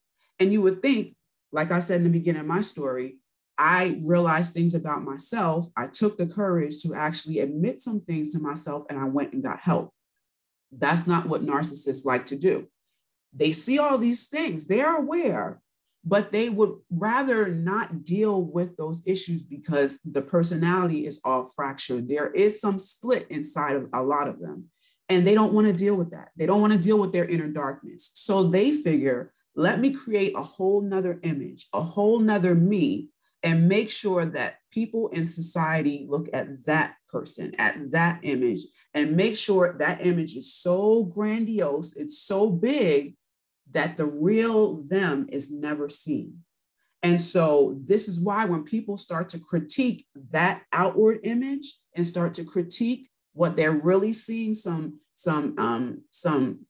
falsehoods, some lies, some discrepancies, and people start to question or criticize, they get scared and they hate it, because now that image, that perfect shiny image, is starting to crack. And people could possibly see through that crack and see who they really are. And that is what they fear the most. As much as they crave power and attention and admiration, at the bottom, what they really fear is who sees the real them. And so continuing on with some signs of NPD, narcissistic personality disorder, they're preoccupied and they fantasize about control, about power, about prestige. What if I take that job and I get to the top and I'm underneath the CEO? Maybe then I will be the CEO for this company. What if everybody listens to my music and I'm a singer or I'm a rapper or I'm an actress or actor or whatever, and everybody sees me? What if I can take over this? When you look at what it looks like in politics, scary. A lot of politicians definitely have narcissistic traits. Some of them have the personality disorder. You guys figure that out for yourself. I'll leave it right there. But the thing about narcissistic personality disorder, it has to be diagnosed. The DSM-5 has recognized narcissistic personality disorder. Some of these symptoms that I am discussing with you now are in the DSM-5. However, in order for a narcissist to actually be diagnosed, they have to choose to believe something's up with them, something's wrong with them, and they need help. Most narcissists, particularly with the personality disorder, do not feel like there's anything wrong with them. They think everything is right with them, and they need to figure out how the rest of the world can enjoy all their rightness and their beauty and their talent and things of that nature. So if you went on Google and you look up, okay, what percentage of the planet has narcissistic personality disorder, you might see 5%, anywhere from 3 to 5%. And someone could sit back and say, that's a small amount. There's probably not a lot of narcissists that have personality disorders out there. So why is everybody labeling everybody this way? I say this, it has not really been analyzed to the degree it needs to be of how many people are walking around with narcissistic personality disorder. They will not submit themselves to be evaluated. And it would take a psychiatrist, it would take a psychotherapist, a psychologist who will be able to do testing on them to decide if they meet the criteria to actually have the personality disorder, which is the pathology. It is different from someone who just had traits, like the example I gave. And so because of that, we may have a lot of people walking around on this planet that actually has NPD and they're undiagnosed and we don't know. And when you talk about NPD, we're talking about the extreme form of narcissism, the abusive form of narcissism. They exaggerate a lot. They lie a lot. Everything that mostly comes out their mouth is in regards to something that can meet their needs. They're always looking to get their needs met. They don't take responsibility for their life to get their needs met. They will manipulate someone else to get their needs met. They have a need for love. They have a need for connection. Instead of first connecting with themselves or organically and normally in a healthy way connecting with others, they will manipulate someone to start to connect with them so they can get that love and attention. They will psychologically abuse someone and distort their reality so that they can actually admire them and validate their existence. And so these are some of the things that they do. They lack empathy and compassion. They don't care that they're using you for their own needs to be met. They don't care that they're lying. They don't care that they're distorting your reality. All they care about is their needs being met. And if they have to run you over, they will run you over. And they care about that false image that I talked about earlier, that it stays intact, that no one cracks that false image, that they can continue to project to society who they want society to think that they are. They're very charismatic, very sly, very persuasive. A lot of times people who have the personality disorder, there's just something about them in the beginning when you're not aware, you just have to be drawn to them. It could be somebody on social media. You find yourself watching all their lives on IG. You find yourself reading all their material and taking it as truth. And you don't check in with yourself and say, hey, do I agree with this? Or you have to weigh things out, but you find yourself just being enamored with them and kind of swept in their orbit. And before you know it, you're becoming a whole nother person as you connect with them. And like I said earlier, they like to connect mostly with empathic people. Empath, deep feelers, people who will give you kudos, people whose vibration is very high in love and honor and value and humanity. They love people like us. And the reason why is because they figure if they can distort our reality, they can get in, if they can trick us, they can get all that supply. They're constantly looking for supply. It's like a drug for them. Like I said, instead of them doing their inner work, dealing with their darkness, dealing with the things that they lacked in childhood, dealing with the fact that, they might have gotten everything in childhood and now they're an adult and they expect everybody to do the same thing that their mother or their father did with them. You see all this occurring. And so, like I said, they like to mind you. They like to play mind games because they want what they want. So those are some of the traits and the actual personality disorder. But I just want to cover, before my time is kind of up, where you see this played out in different relationships. So in a romantic relationship, if you will, what does it look like? Well, you have Sally. She meets, Henry. I don't know why I gave those names, but, we'll go with it. And so Sally meets Henry. And she meets him at a community event. They get to talking. She hears all the wisdom coming out of Henry. She's amazed. She's never heard anybody talk this way. She's enamored. And, they talk for hours at the event. They exchange phone numbers and they start talking. Next thing you know, for the next 3-4 weeks, month and a half, she's on the phone with Henry all the time. They go out to the coffee shop. They basically have to kick them out because they are just talking and they're just vibing. And she's talking to her friends like, I've never met anybody like Henry before. He's so loving and gentle. He's so wise. There's so much about him. But then, she's telling her friends, he had a hard upbringing too, but to see where he is now in life, it's amazing. Like, you guys have to meet him. So she's spending all her time with Henry. She's spending all of her ability to think and reason and critically recall and all this stuff, that's starting to wane. And the emotional connection, the attachment is starting to take place. And Henry is telling her how beautiful she is and how the sky is the limit for her and her goals and her ideas. He helps her set up her business. And she's just like, where have you been all my life? And so in that process, the narcissistic person who abused he starts to create this attachment through love bombing, through quickly attaching, overly spending time with each other. There is no break. You don't get a chance to come up for air. When that happens, he's waiting, he or she, because there are many women who are have narcissistic personality disorder and the traits that abuse as well. At this point, now he's starting to see, hey, is this attachment happening? And have you connected with me? That connection happens. And after that connection happens, now he knows there's a codependency on Henry. And so when that codependency occurs, now he wants to make sure that Sally doesn't go anywhere. Sally remains, and then Sally starts to say something's changing with Henry. Now Henry is starting to lie to her. Henry is starting to use fear tactics. Henry is starting to gaslight her, which is distorting her reality. But she doesn't feel like she can leave Henry because now she's addicted and kind of codependent to who he is and his charisma and all these things of that nature. They make you feel crazy. They make you doubt your reality. Did I say that? Why did Henry say that? I didn't say that. So these are the type of things that happen in a romantic narcissistic relationship. I have a few more minutes, so I might have to fly through this, but narcissistic family dynamic. This is very prevalent sometimes in the Black community, especially.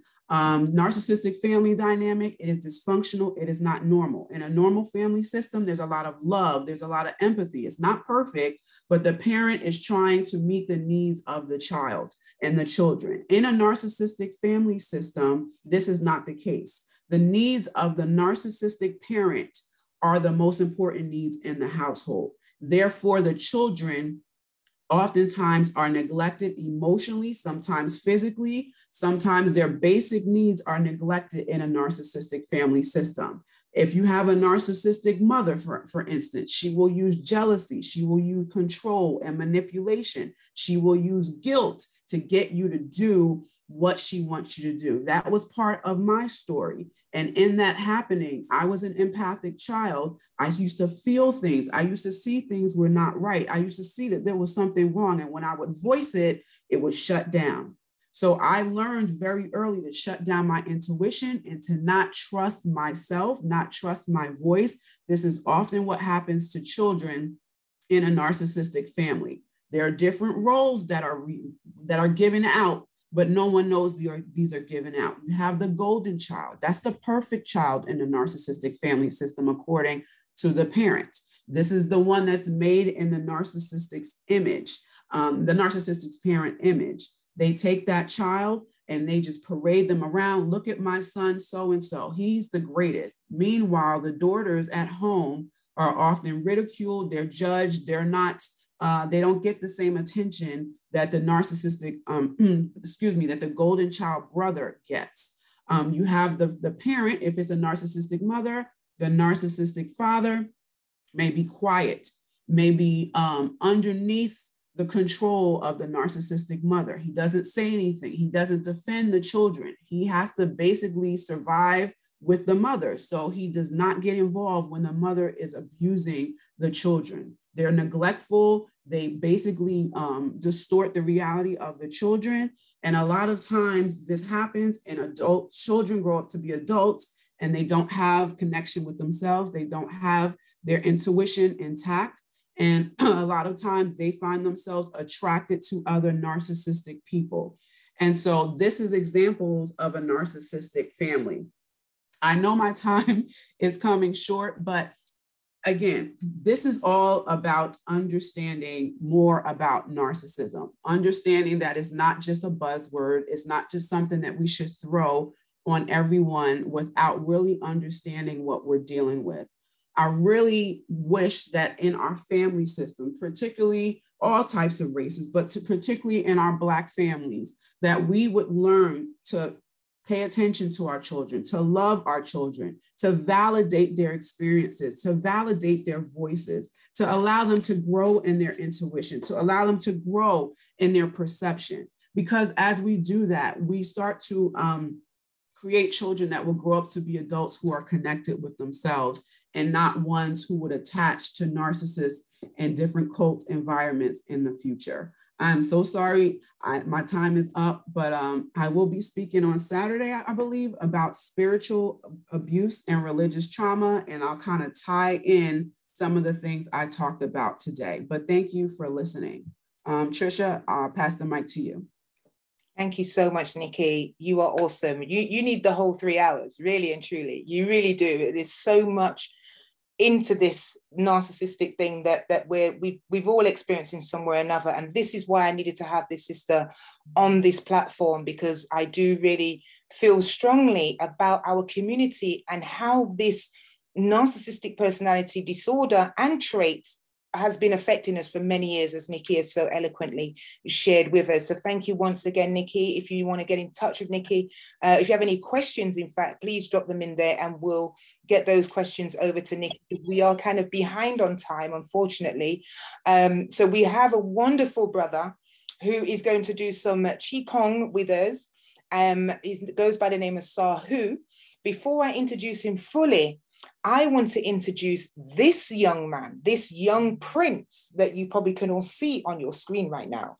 This prince right here, he goes by the name of Zaydin, and he is just, I'm not even going to tell you his age just yet, okay? He is a really amazing poet, and he has some wonderful words of encouragement that he wants to share through his poetry. And I just had to give him the platform because, you know, this is about our next generation.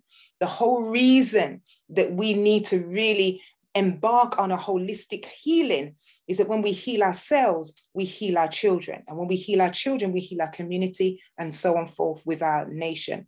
So of course, we have to have some youth on here to bring forth that healing, and we can share with him as well. So Zaydin, without further ado, would you like to unmute your mic? You can give us a little introduction about how you started in your poetry. I know it's coming directly from your lineage, but I'll give you that opportunity to share that with us. So can you unmute? Hello. Bless you, Zaydin. He's had a little difficulties getting in as well. And that will be sorted for tomorrow, by the way. We have realized what's happened, but we'd have to throw you all off the Zoom and start again in order to rectify it. So I do apologize. But Zaydin, the mic is now yours. So, hello everybody. Today I'm going to be doing 2 poems. One is my personal story on how I got bullied, and 2 is a poem I made myself to educate people on what's going on in today's society. From boys to men, from the womb to the tomb, so many lives got snuffed out, crushed out, gone too soon. We leave the innocents to die, brag about dead bodies. We leave behind with no reasons why. We make mothers cry. How many more tears from the eyes? Got killed while still a teen, didn't get to know what life really means. Wasn't given the chance to fulfill his dream. Not all is as it seems.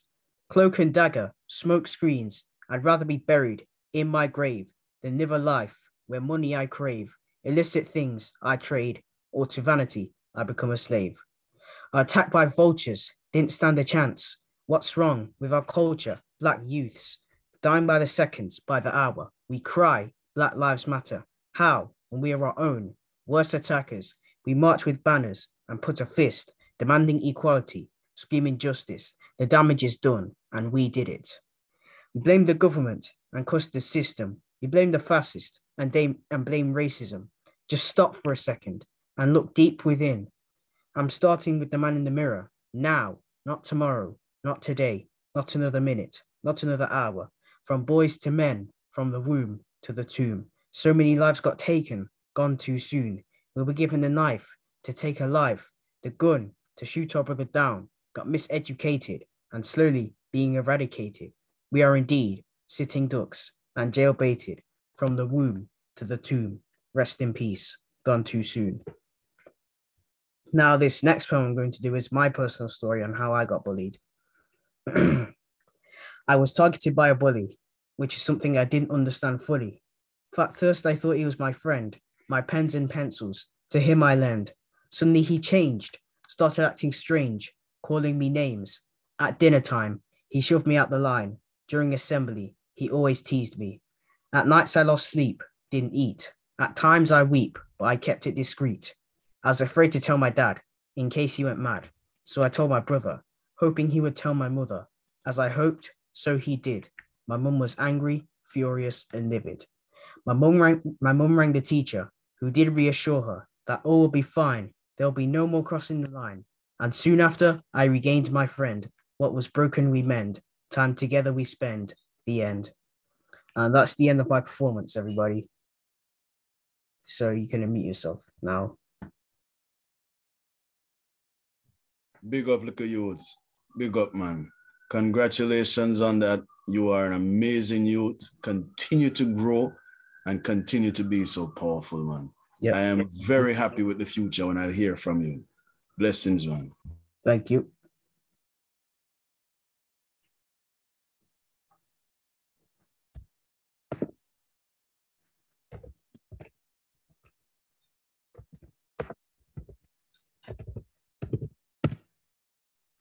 Amazing. Absolutely amazing. Zayden. Wow. What can I say? You are absolutely awesome. So we having the two back to back or just the one for now? You was doing two, right? I just finished the two I was doing. I beg your pardon. I'm in the background. Forgive me. I'm trying to sort out the other speakers. Please, everyone, can you just unmute your mics and give Zayden a round of applause, please, for that poem was absolutely awesome. Please, everyone, just unmute your mic, encourage them. They themselves need the healing. Well done, Zayden. Fantastic. Yeah, that's right. That's right. They need the encouragement from us. They need the healing as well. As you can hear, Zayden experienced bullying.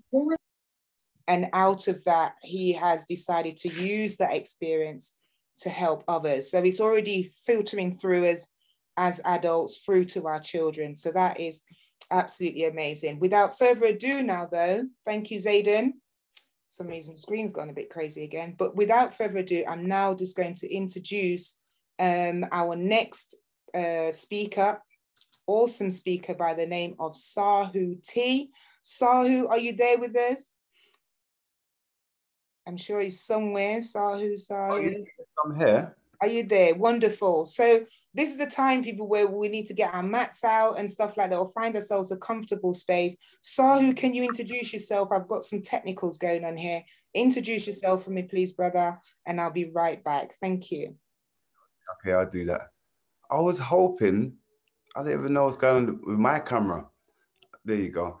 I've got this other camera on top, but it seems not to be working. It must be just following the energy what's going on at the moment.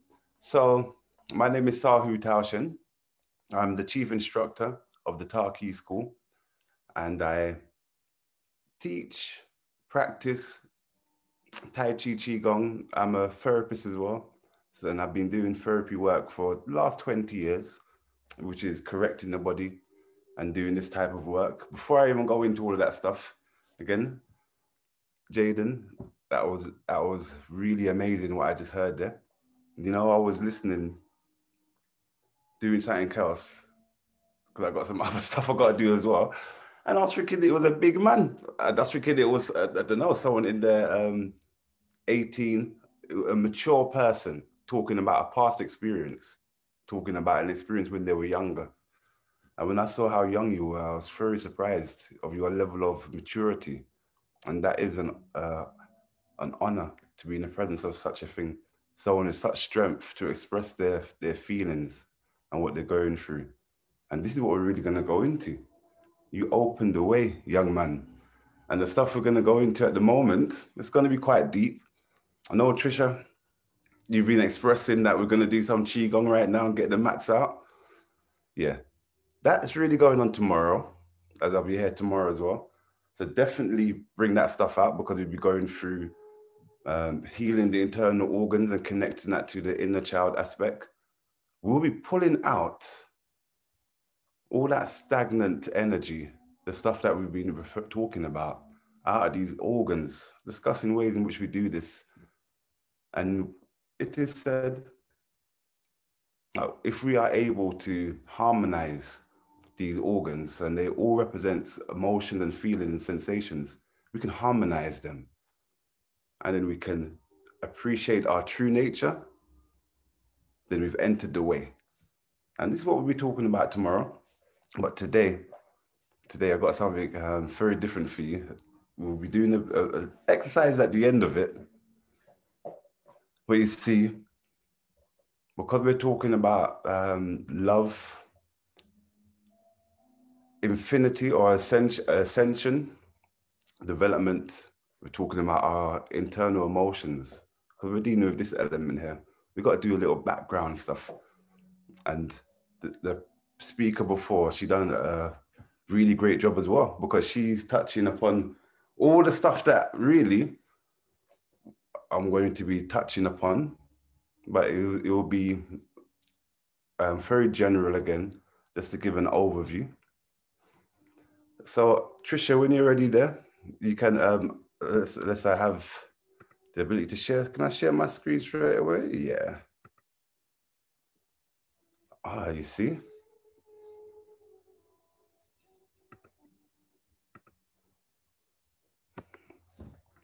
All right. I'm going to move on with the presentation. So, as I said, I am a chief instructor of the Taki School, and today we are going to talk about entering into the darkness and the different stages of entering into darkness and what this means. Generally, this term is recategorized in modern times.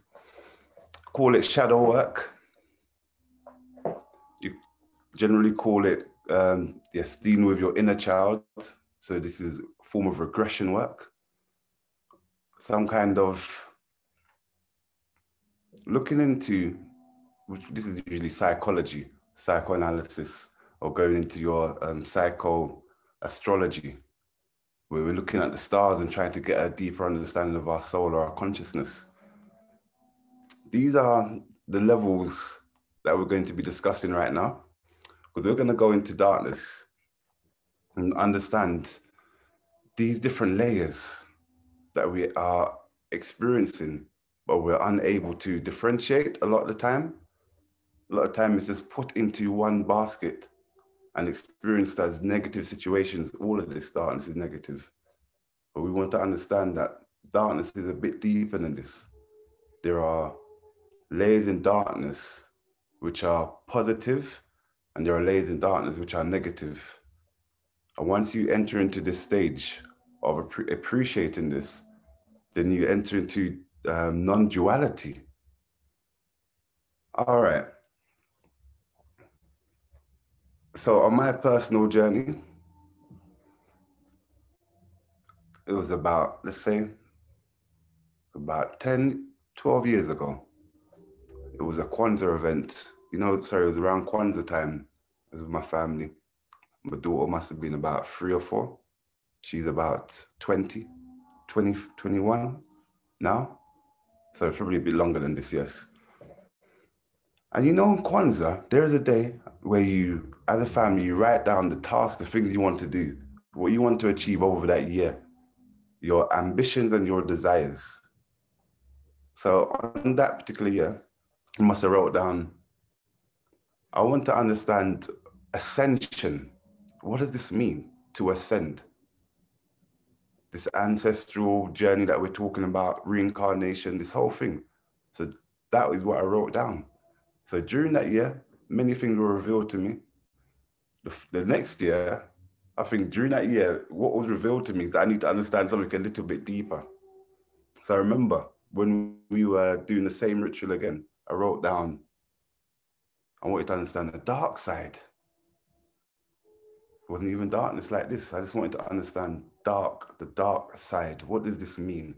To have true knowledge is to have power. To understand these things is not to be controlled by these things.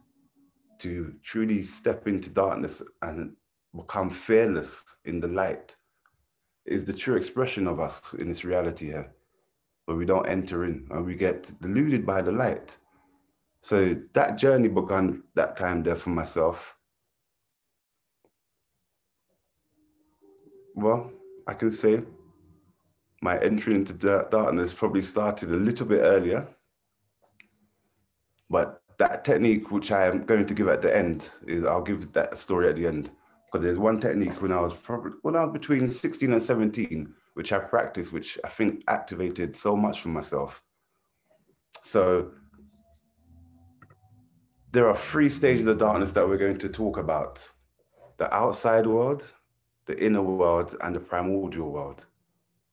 Now this primordial world has been relabeled the metaverse. I think that is a bit misleading for the simple reason this is, to me, it suggests the world that we live in, the multiple realities within this world here, the many options that are available, the one that we take, this metaverse. But the primordial world is a bit different to this. All right, so the 3 stages of darkness, they interlink and they overlap, and we sometimes experience them simultaneously. We experience an outside reality, perceiving it from within, believing, say, what we see outside is us within, with a background feeling of uneasement, which will be coming from your soul or your spirit, or energized by your spirit, coming from your soul, the watcher, observing. So these things are overlaying each other and mixing. To enter into your divinity is to enter into darkness and to be able to be the light in the darkness. In that state, the darkness comprehend it not, or comprehend you not. And that's when you have mastery.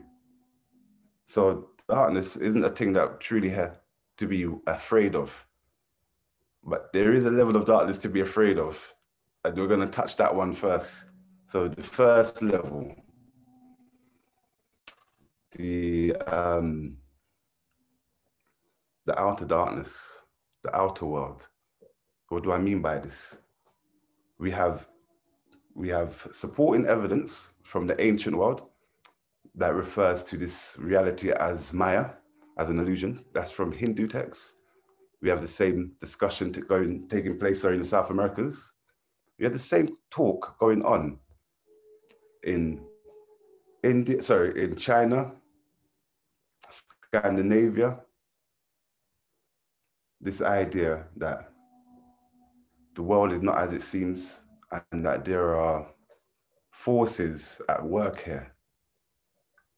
We have this idea so embedded into our consciousness that we just accept it to be the way, that this outer world that we see is the world, is the real world, is the reality that is true, correct, and exists, solid, tangible, unchangeable, uncorruptible. This assumption seems to be incorrect. I say seems because at the moment, I want to say in 2 ways. We have the ancient world that says this world is an illusion. And we have modern science that talks about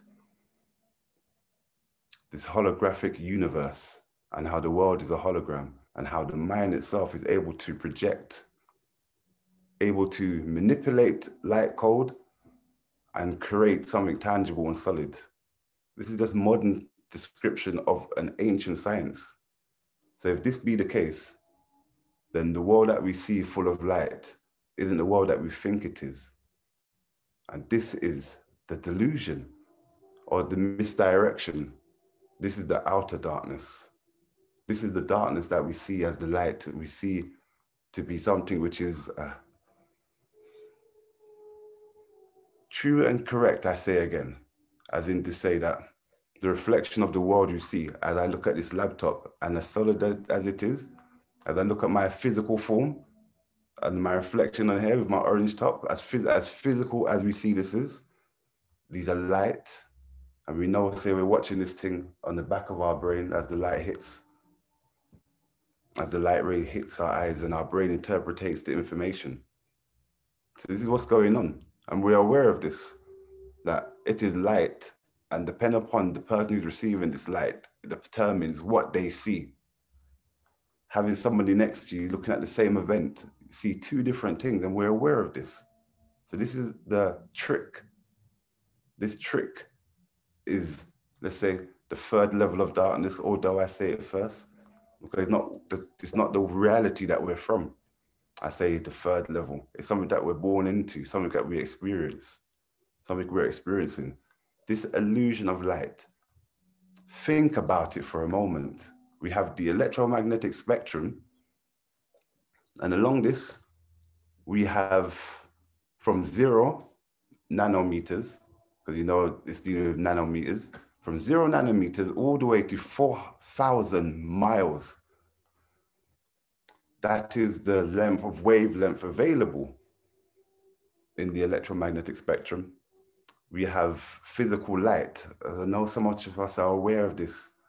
It's just within these nanometers, something like 70 to 90 nanometers, not even into a meter, a centimeter, a millimeter wavelength yet. And you have wavelengths before this and after, wavelengths of light visible. So we only see within this physical spectrum, as we know. And the rest of that is like darkness, because we are unable to perceive that. But that is what we're going to go into in a few moments as we enter into the outer darkness, the outer regions of the outer darkness. So this darkness, this light that we're born into and we see as this reality is the trick. Ultimately, the world outside of us. So I think it's probably the only bit of science I'll be going through.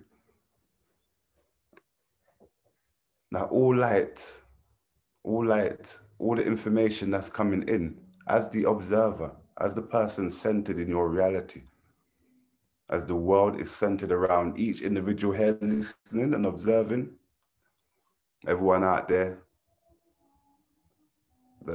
from when you observe reality and you see the world, you are the center of your reality. And from that spot, all comes out from there.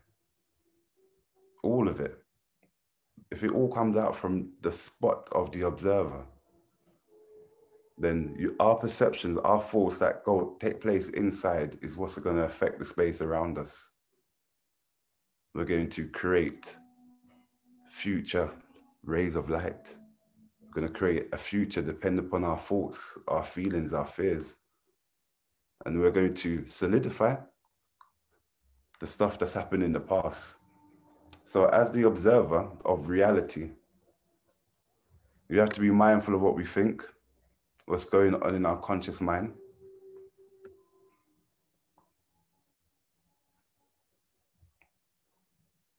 Once we're aware of what's going on in our conscious mind, it's like this now.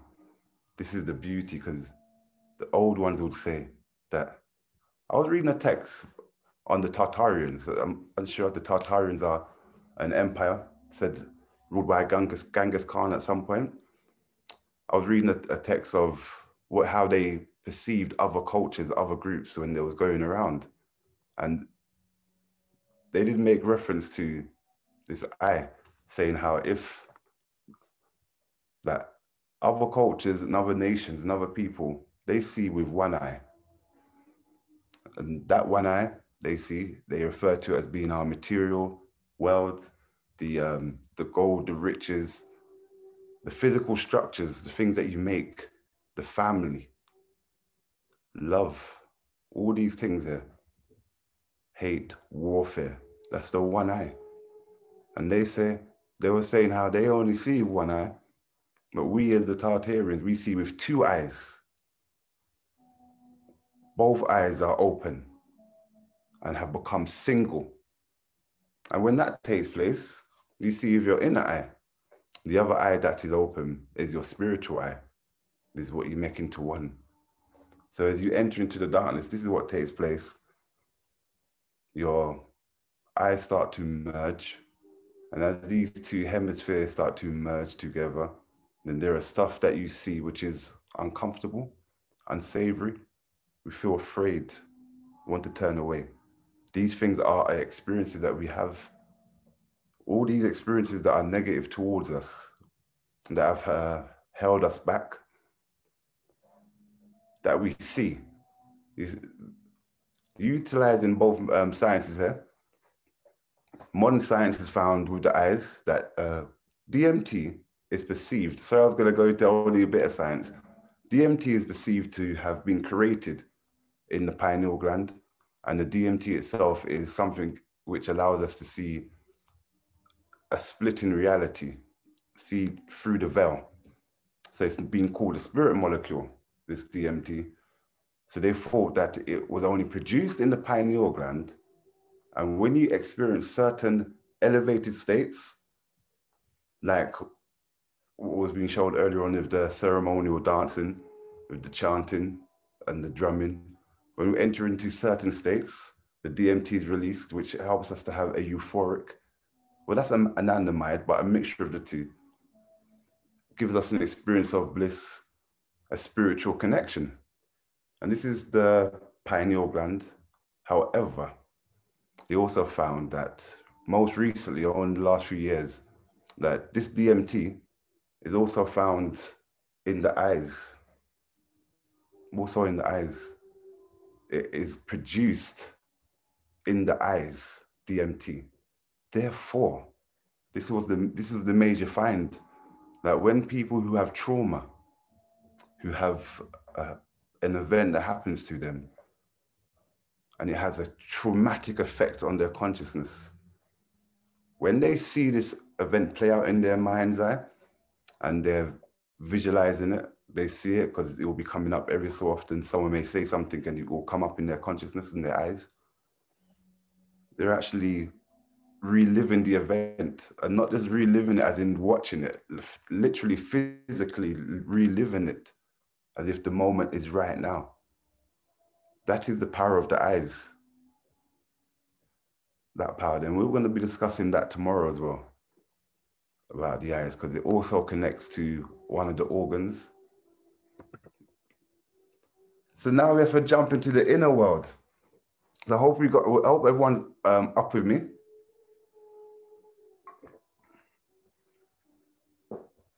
I hope everyone's up with me so far, that we've just come to this conclusion that this outer darkness, this third level of darkness, is this outer world.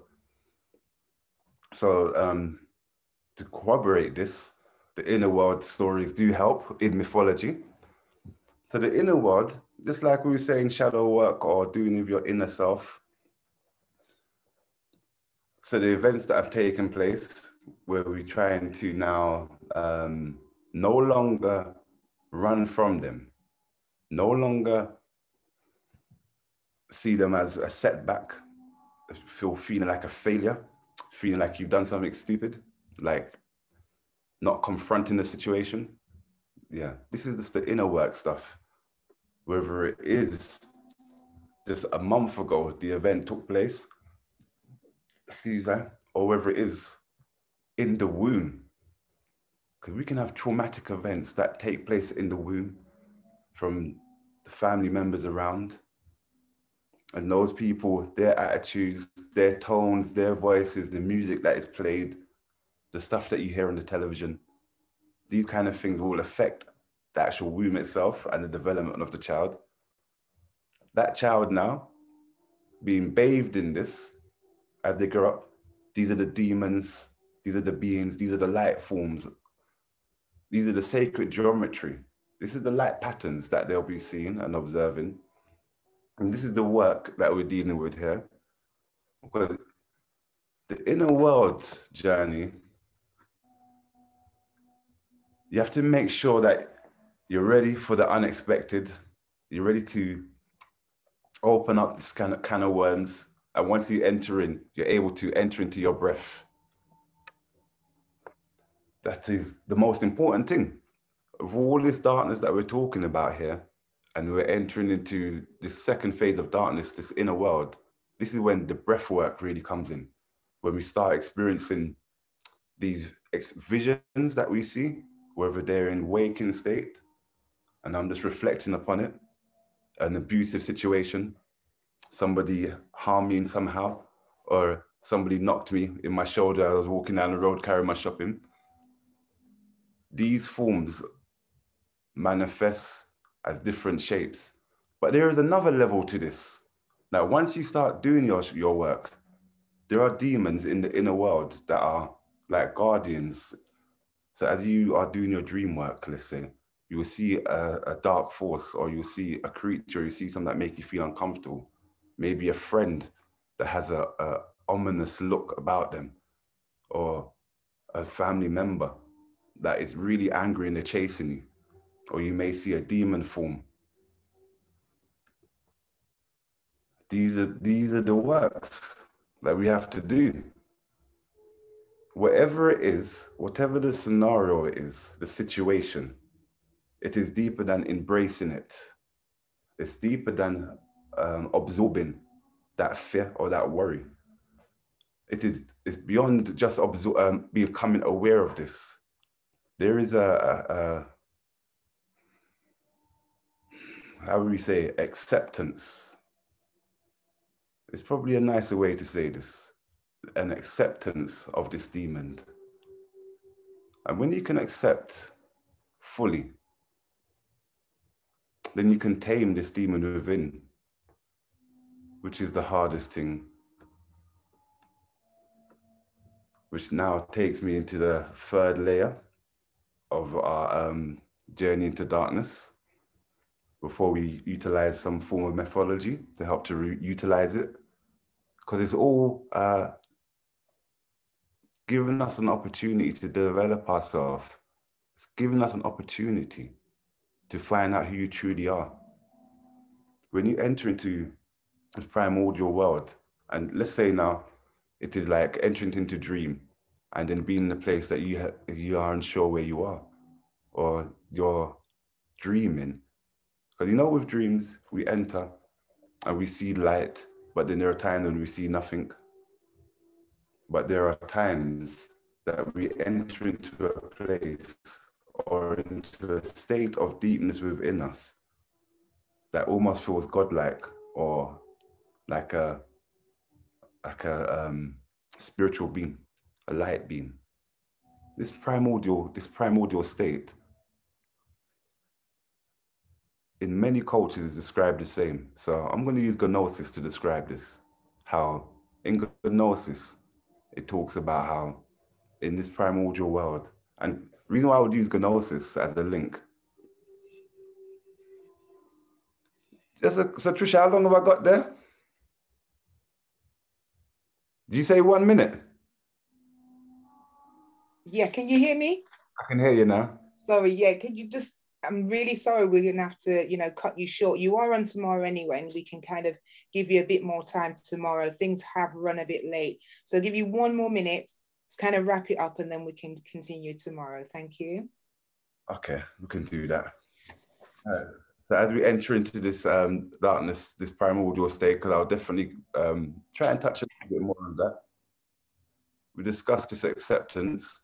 So there is a lot of panic, worry, concern, and anxiety that takes place when we enter into this stage, when we go into deeper work in ourselves.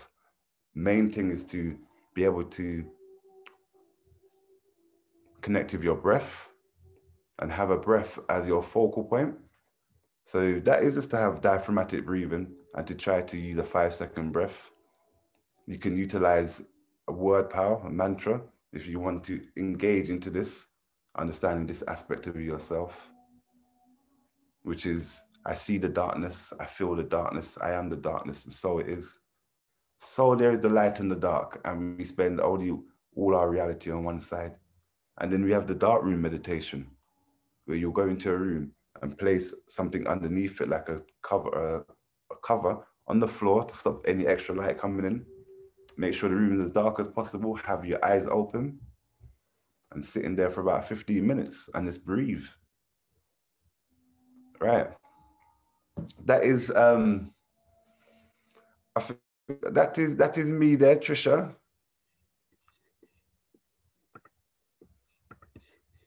Yeah. Can you hear me? That's it. Yeah.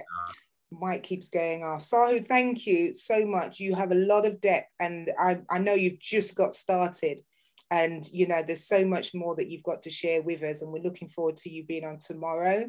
Everything will be sorted out. We've actually sorted it out now. So it'll be fixed for tomorrow. But once again, thank you. That was a wonderful presentation. I don't know about anyone else, but I'm feeling super relaxed, even though there's a lot going on. I'm feeling super relaxed, just even hearing your voice and, you know, the things that you were saying. So much love to you again, brother. And we'll see you tomorrow, okay?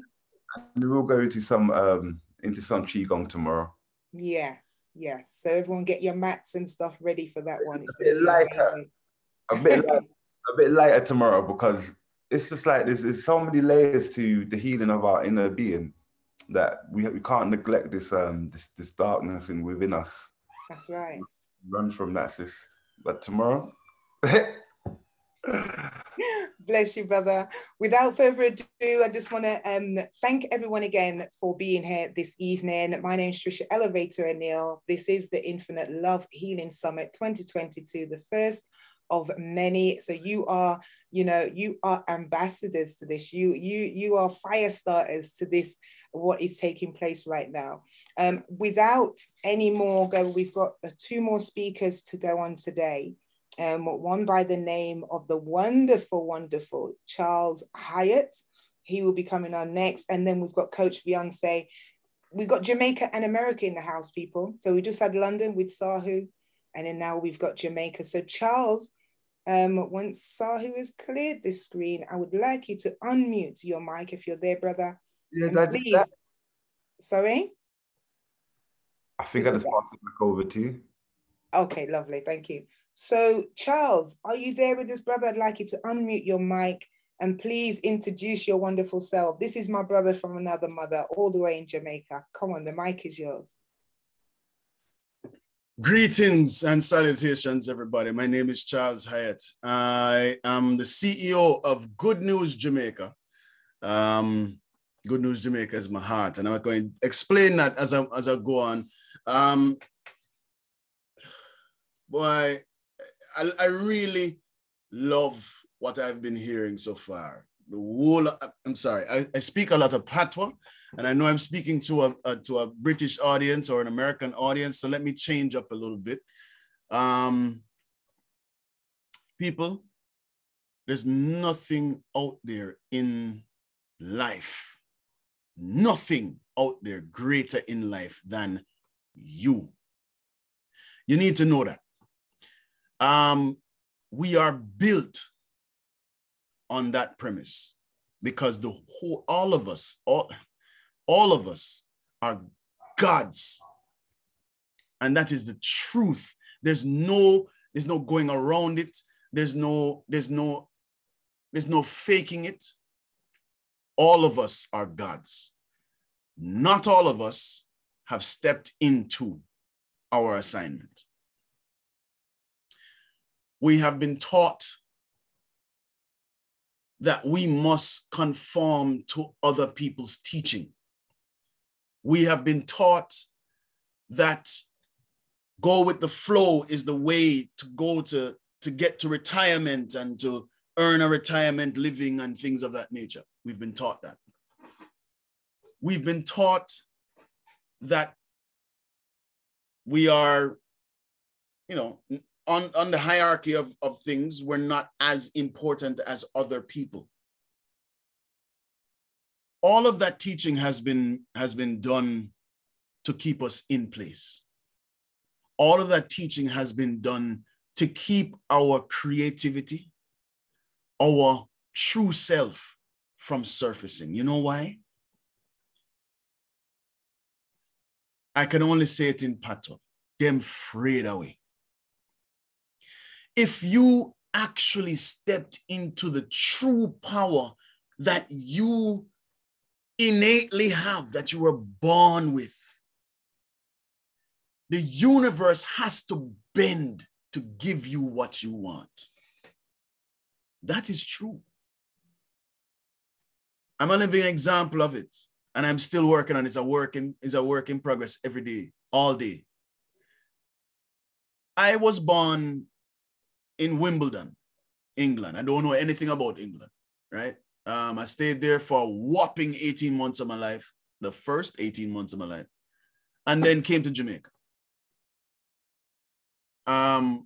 Stayed here many years, and then migrated to the United States and stayed there for 28 years and then came back home. I never understood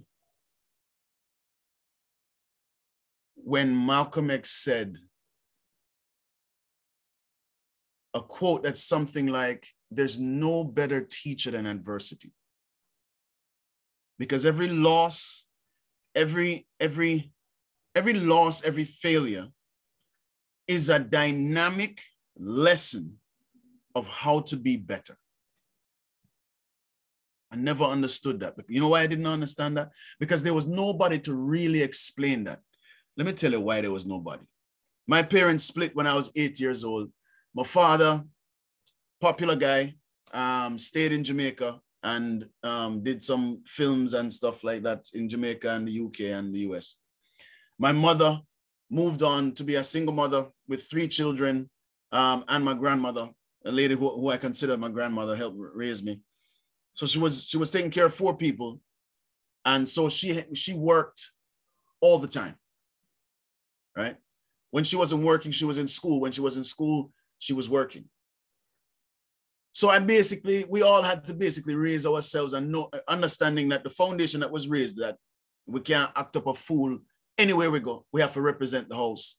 That foundation was laid and my mother said, all right, handle your business. So I raised myself out on the street, learning and in class and things, but I became the quintessential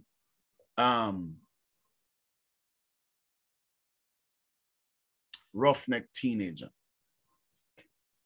Nobody couldn't talk to me. I was the bad little dude and I was the class clown and all of these things. And because my mother worked in Africa for the majority of her, well, a good amount of her career, I was basically on my own, raising myself, right? So I didn't have anybody to explain the God in me and all those type of things. I didn't have it. So I bought hook, line, and sinker into the reality that they were feeding me, that I was less than, that I was a statistic because I was Black American. I was going to end up in jail, that I was no good, that I'll probably be, would it be a deadbeat dad, and be one of those guys. Remember that one of those guys statement, because I'll come back to it.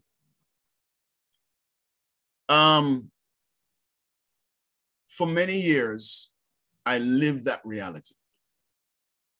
My mother, when her assignment overseas stopped, she came back and she saw where I was. I was a sound system guy, which is a disc jockey in Jamaican terms. And I was playing in clubs all over the place, going up and down the East Coast. Really popular, a ladies man, Jamaica would say a gallis, all over the place with women and ting.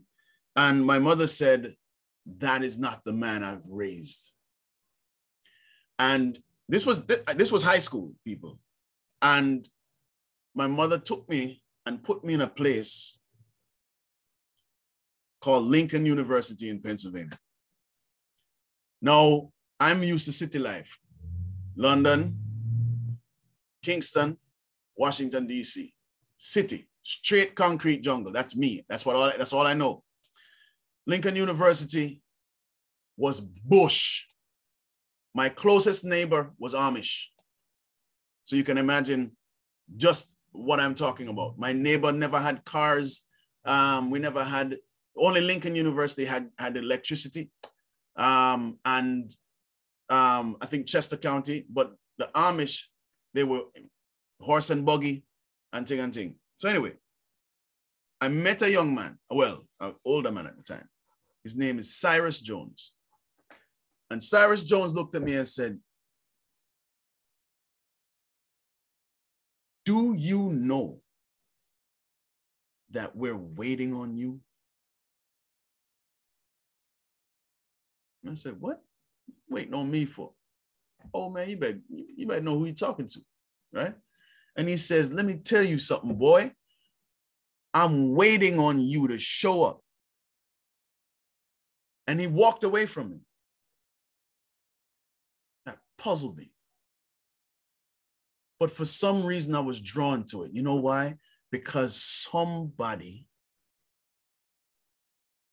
actually cared enough to plant a seed. I searched him down. I found him somewhere. I didn't know who he was at the time, but I searched him and I found him. He ended up being a track coach. And I walked into his office and I sat down without being invited. And I said to him, all right, I'm here. What are you waiting on? And he said, first of all, get up and get out my office, knock on the door, and I will invite you in. I did it. He invited me in and he said, sit down. And he started to tell me the power of you. And that's when I started to understand, or that's the beginning of when I started to understand that whatever you say to yourself about yourself is true.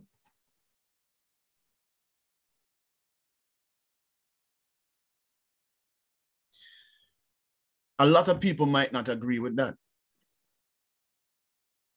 But think about it. If you tell yourself you are the greatest mathematician in the world, and you believe that you're the greatest mathematician in the world, and you put in the work because you believe it, guess what will happen?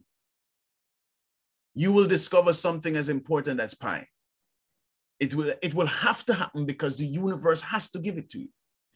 If you tell yourself you are whatever it is, the worst individual, and you are no good, and you believe in nothing, and guess what will happen? The universe will bend and give that to you. That started me on a journey of self-discovery that many, many years had me in tears. We don't have time to go deep into all of that, but I discovered the M's. What are the M's? It's more like, who are the M's? Marcus Garvey, Malcolm X, Martin Luther King, Bob Marley, Mahatma Gandhi, Nelson Mandela. You get what I'm saying? Of course, and there was a time when I used to put Mother Teresa, but not anymore, Michael Jackson, and a bunch of M's that for some reason,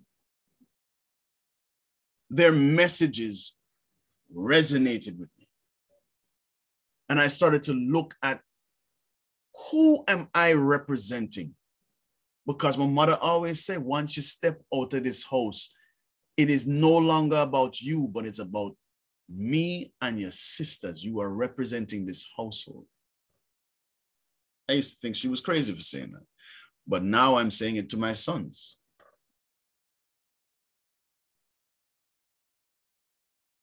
It's important for you to understand your assignment on this earth. And the only way you can understand your assignment, like Nikki said, is to give in to you.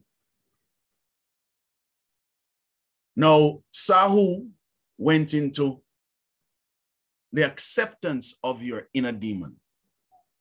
And then your ability, once you accept it, to tame it. Living proof. Because when I understood that reality, I changed everything around me. Because there was a time when I could not control it. And I would just flip out and cause myself problems or cause other people problems, and then stop all progression that could have happened. But now that I can tame it, now that I have tamed it, people, nobody can stop me, because nobody on this earth can impact me in a way that I will step out of myself. It's not possible anymore. Maybe when I was younger. But as a 50-year-old man, who I think has taken too long to come to this realization, I can tell you that Charles Hyatt, who I am today, nobody can stop. I'm one bad. James Brown would have told me to shut my mouth.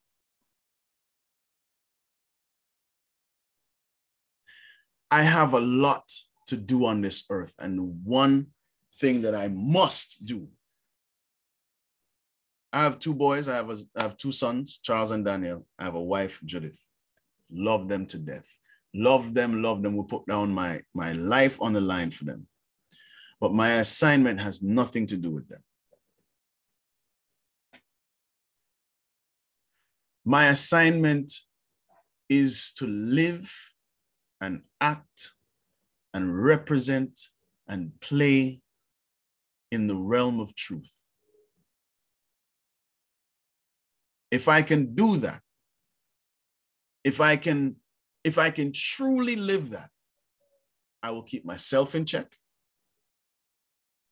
And as far as my sons are concerned, hopefully, because you know you can't predict nothing, hopefully I will become some sort of a role model to them as a father who is hands-on, loves them actionably, not just verbally,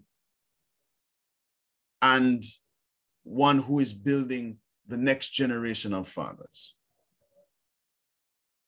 As far as my wife is concerned, if I can live in the realm of truth, I can stay true.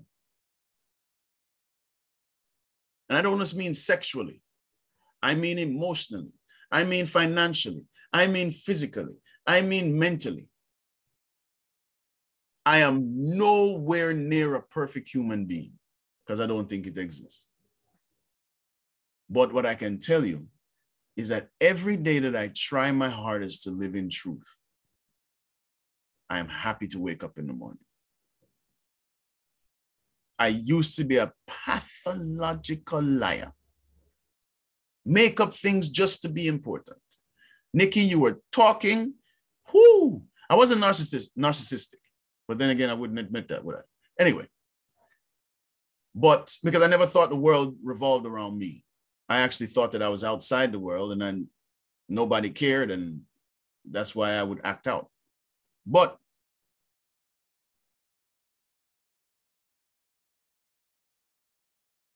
now I know that the most important trait, the most important tool, the most important ammunition we need to have, we need to fight to make sure we get it. We need to ensure we keep it, is love. Love for yourself. And we get the messages around us all the time. When you travel to anywhere in an airplane, they say, if the oxygen mask falls, put on yours first. And that way you can help others. Think about that. Because if you try to help others and you lose your oxygen, you are no help to anyone. So put on your mask first, people. Love yourself. When people call me on the phone and they say, hey, Charles, how are you? They're always, thrown back when I say, I'm happy. You're happy? Who says that? Who says that? I say it because I know what I've been through. And every single day that I wake up, all I need to do is wake up. I'm a happy man. Everything else is, as we say in Jamaica, brata, meaning extra. So I don't want to talk off your head, people. I know my time is short. Tricia, I love you. Thank you very much for allowing me to speak my truth to this wonderful gathering. People, just understand, your roots are already planted. You are already at the riverside. What fruits are you going to bear? One love, God bless, and until such time. One love, Charles. Amazing, absolutely amazing. Thank you so much. That was fantastic. I love how you just, you know, put all that together and brought the love into it, because that's what it's about here on this Infinite Love Summit. It is about bringing everything together and cementing it with love. And when we have that, we have patience with each other, we have inner standing with each other, and we recognize that we are all going through something. But the operative word is that we go through. And Charles, seeing how you have come through so many challenges that you had in your life, and even some that you shared with me personally, I commend you, brother, as one of our kings, of one of our melanated Black brothers in the community, doing something so powerful for not only your family, you know, but also for the community. I salute you, brother, and thank you for joining us here today on the summit. I also love how you talked about the gas mask and, you know, loving ourselves, basically. And it brought me back to a quote that the Most High downloaded to me one day. I think I've shared this with you already. And it said, never allow the guilt of saying no to others hinder the power in saying yes to yourself. Because like Charles said, our assignment here on this planet has nothing to do with anybody, not our children, not our mother, father, nobody. We have an assignment here that we have to fulfill. And we need to do that with the greatest and utmost power, strength, and ability. The only way we can do that is to be well, is to say yes to self. If you need rest, take it. If you need to eat certain food, do it. If you need to stop certain habits, do it. Whatever you need to do, regardless of what anybody might say, remember there is power in the yes to yourself. So thank you once again, Charles. Thank you so for everyone that's been on the platform this evening. It's been absolutely amazing. Can I get some correspondence in the chat room for those that have enjoyed or full joy this evening? Can I get some sevens in the inbox? Give me some sevens. 7 is a number of perfection. If you've had a wonderful evening, please drop some sevens in there and let the speakers know that they're on fire. Let them know that we've appreciated, loved them. Woo, and they've fallen off my chair. Now, without further ado, I am going to announce our last speaker this evening. She is reigning all the way from Kenya, I believe. Maybe she's in America, but I know Kenya is her home. She goes by the wonderful name of Coach Vayance. She is my sister from the Divine Mister, who I also met on Clubhouse over a year ago. Our connection has been awesome. And here she is today to share with you how wonderful and, you know, what she does. So Coach, over to you. Thank you. And one question I have for all of you. Can these dry bones live? That was a question that Ezekiel asked, but I'll explain more in a moment. I am Coach Vuyanzi, right now coming to you from the very hot and humid New Jersey, United States of America, wishing I was in Kenya, but don't worry, I will be back in Kenya very soon. But anyway, I'm coming to you live. I am your transformational public speaking coach. And I bring you right into this vision of a prophet called Ezekiel. Now, in this vision, Ezekiel is walking with God and he's talking with him. And he asks, and God brings him to this valley. And it's a valley, no less, of dry bones. So hold on. Dry bones, human remains, okay? Dry bones. And in this vision, God looks at Ezekiel and says, hey, Can these dry bones live? And Ezekiel, in a very eloquent way, said, I don't know. Only you know. And basically, God in this vision gives him some instruction. And listen to this carefully, because this is where we're going to springboard from. He tells Ezekiel to speak life to those bones.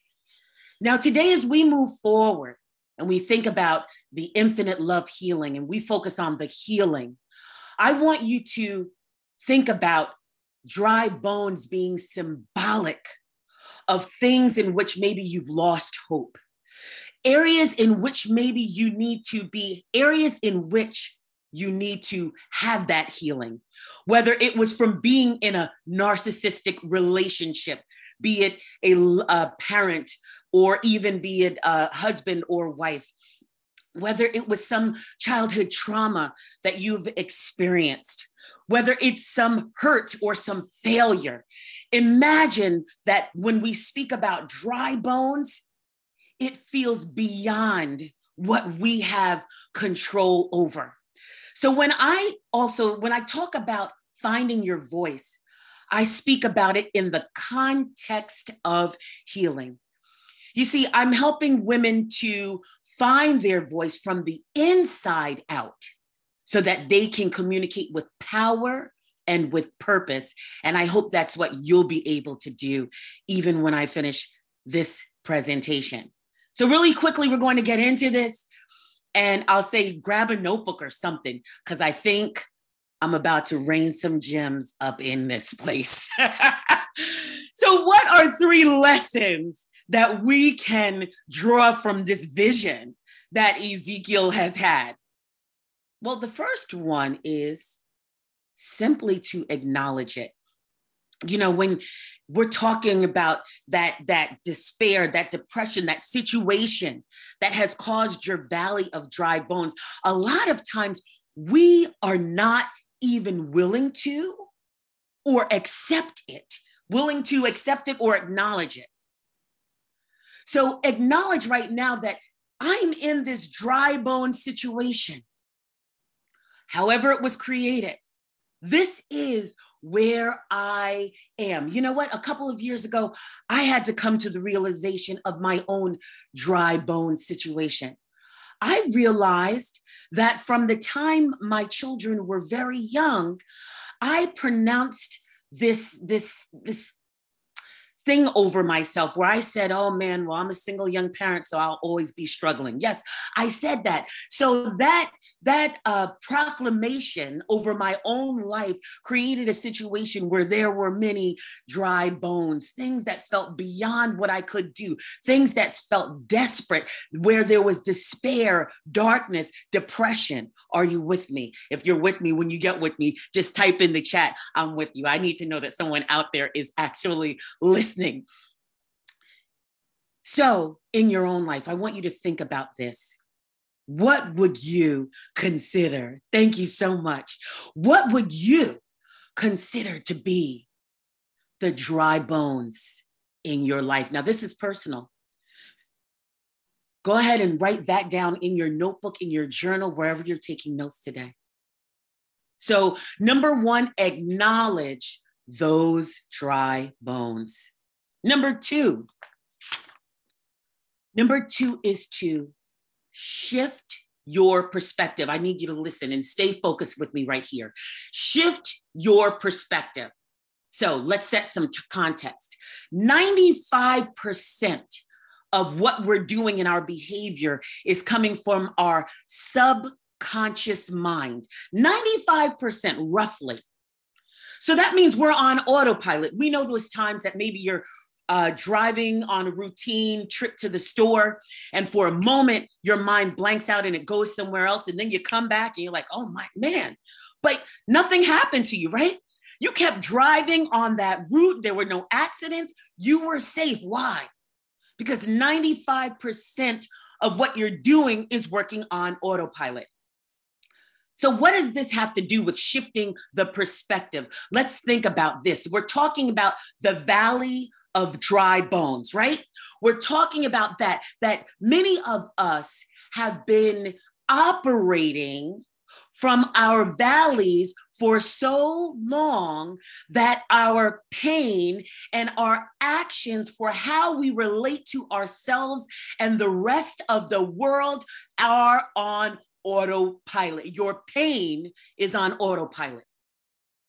So that means you've been living in these dry bones that you walk, oh, I'm tripping over the bone. Walk over here, oh, I'm tripping over the bone. But you've been tripping over bones so long that you're so used to it, right?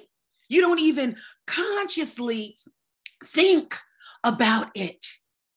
So now when you decide that will change, some stuff starts happening. So listen. Let's go back to the vision for a second. They're dry bones. These are dead people that rotted. They've been there for so long that they rotted to the bone. So I want you to think about that. And then what happens is that in this vision, God asked Ezekiel, he asked them something so contradictory to what is in front of them. And many times we're seeing this thing that we've been operating in, this pain, this whatever the situation is, and we've been operating in it. And then there's a question that we can all ask ourselves that God asked Ezekiel in this vision. And he says to him, this is the shift. This is the shift. Listen, everyone. He says, can these dry bones live? Hold on. I've been living like this for so long. I've had this situation for so long. I don't even think about it anymore. I'm like this and I'm like that. But then there's something that can change. There's something that can shift. You can shift your perspective. But the question is asked, can these dry bones live? Listen to me carefully, folks, because then what happens after that leads us to number 3. Speak life. Because in this vision, listen, we're talking about God, we're talking about the divine, we're talking about infinite intelligence, right? And that entity, God does not himself say, okay, I'm going to make this rise. I'm going to make these dry bones rise. No, there's a part of the story I didn't say on purpose. See, let me shift to the end, and then I'm going to come back to this. By the end of the story, those dry bones actually come back together with flesh, and they're like living and breathing people. They're an army, in fact. However, if we come back to the present where we are, when that question is asked, can those dry bones live? God actually gives the power to Ezekiel himself to make the dry bones live. You just heard Charles Hyatt talk about your power, right? And what it is that you have inside of you. So what does that mean when you think about infinite intelligence itself, or God himself asking this human being to the words he uses is prophesy over those bones. What is a prophecy? It's speaking something into the future, speaking about something that will happen in the future. The power was rendered with the person themselves. The power for you to change your situation,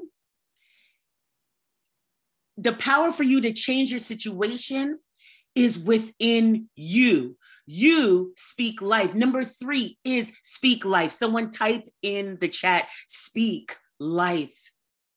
Because right now, what you can start to do is think about that pain that you have, maybe left over from that relationship, but you still operate in that. Think about and speak life, right? Speak life. And you can speak light and life.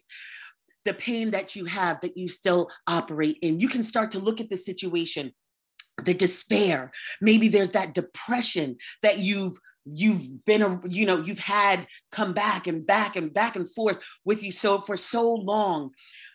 You can make those dry bones live by the word of your mouth to speak life to that. We talk about positive affirmation statements. And I want you to understand the power that they have. Because when you speak life to your situation, your brain is the command center. There goes that brain again. Remember, we're operating on 95% subconscious behavior. So that means when you start to speak life, everything can start to shift. You start to move the needle now to a new situation. And listen, when things change, when you start to speak life to that situation and things start to change, we could do a whole nother workshop on what could happen, right? Because you've been so used to that, the brain is going to want to come back and say, we've been operating on autopilot. We don't need you to change anything. And things will come up and they'll say again, no. We're operating on autopilot. Please stop shifting it. So things are going to come up for you, but you have that power to speak life. So today I ask you this question, because I'm wrapping this up really quickly here. Can these dry bones live? Remember the 3 lessons that we take from Ezekiel's vision to recognize the dry bones. Even as a coach, you know what? Sometimes, people think you don't have problems. People think, yo, you good? You a coach, you good? But even coaches and healers and everyone, we need to acknowledge that, listen, this thing has been in my life for quite some time. I've been stumbling over these bones and living in this valley for a very long time. Acknowledge the dry bones in your life. Number 2, what do we say? Shift the perspective. Why? Because your pain is on autopilot, and that is how you've been operating. That is how people have related to you. That is how you have related to yourself. That is how you have related to the rest of the world, out of that pain, out of that situation, that despair, that lack of hope, that scarcity, that you fill in the blank for yourself personally. And number 3, speak life, because you have the power. The power is already within you to change that. And that little note on the side, be careful when you shift, because other stuff will start to come up. Stuff that's not bad, but stuff will come up. But you have the power. And with that, again, I am Coach Vuyanzi. I won't be back again throughout this summer, but feel free to follow me on social media. And thank you so much, Tricia, for this opportunity. To everyone, have a wonderful day. And can these dry bones live? Mwah. To you, amazing, absolutely amazing. Thank you so much, Coach. That was awesome. One of my favorite scriptures as well. Can these dry bones live? For real, because it's up to us, isn't it? What's to be is up to we, really, but we can only do what we know. It's only when we know we can do. And that's why we put on summits like this for those that don't quite know, maybe do know, maybe need a little bit more encouragement, maybe a bit more support. That is the whole purpose for it. And I love how, yourself and Charles has talked about the power, of our cells. And it brings me back to the ability to have that willpower. And when I think of willpower, I think of the Most High and asking the Most High to give me the willpower. How does it happen? Well, he says, well, if you're willing, then I'll make you able. And when you become able to do what you are supposed to do, that's where the power comes. There's willpower, So we have to always be asking of self, who am I? Why am I here? What is my purpose? What is my mission? What do I feel passionately about? And as Charles said, our mission is not about anyone else. So once you get the answer, then it's for you to understand, go in yourself, inflect, and recognize that you have been chosen. No one else can do it. That's why you got the download. You're the one to do it, And as I said before as well, being able to say yes to yourself is a powerful thing. And I kid you not, this event here right now, this happening, it has been something that's been in my mind's eye. It's been in my spirit. It's been going around for many years. And to see it now on the screen, it's like all that sweat, all that worry, all that anxiety, all those things. I was like, me. And I'm sure many of us have had visions or ideas to do something that seem greater or bigger than our own capability. But once you're willing, once you step into that power and recognize only I can do this, you will receive the power. You will receive the power and you will manifest that thing. So never give up on your dreams. Never give up on the visions. For the Most High always makes provision for the vision. And those stumbling blocks may come, hindrances may come. They're supposed to, because they have to challenge you. They're there to strengthen you. They happen for you to grow you, because you're a seed. So you need watering. And sometimes when water hits us, what happens? It's kind of, you know, but sometimes fire can hit us as well. And it's about being able to know that we're going through. And on the end, we will fulfill the mission that we're called to do.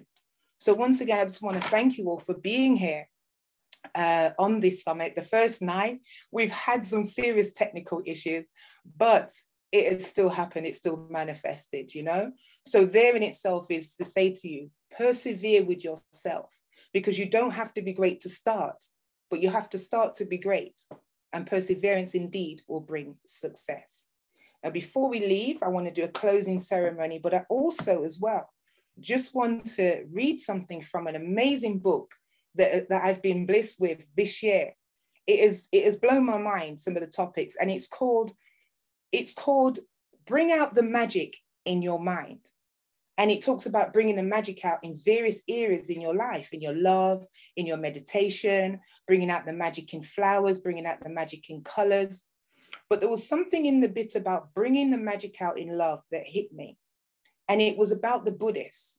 And I'll just read this a little bit for you. And you can tell, drop some sevens if it resonates with you. The Buddhists, they call this love metta. It is that innermost wish that all living beings without exception may be happy and free from pain and grief.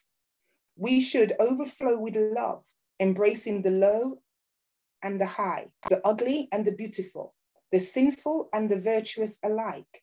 This is possible only to one who adopts the right attitude.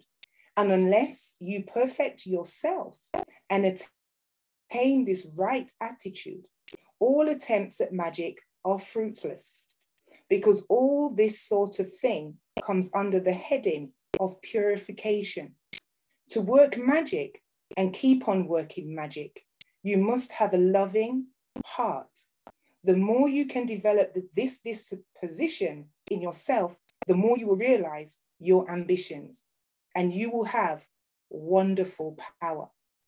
And I just love that, because it's about loving everything. Everything, love it. And once you love it, it's like you're just filling up yourself with more and more love. And that's where you can just create magic. They call it manifestation, you know, all these kind of things.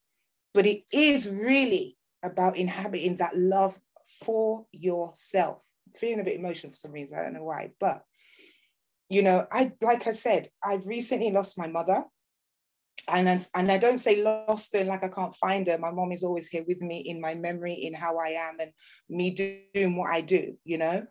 But in having her transition in the way that she did, it showed me that no matter, and even the situation, and I'll probably share a bit more about this tomorrow, but this, how it all happened.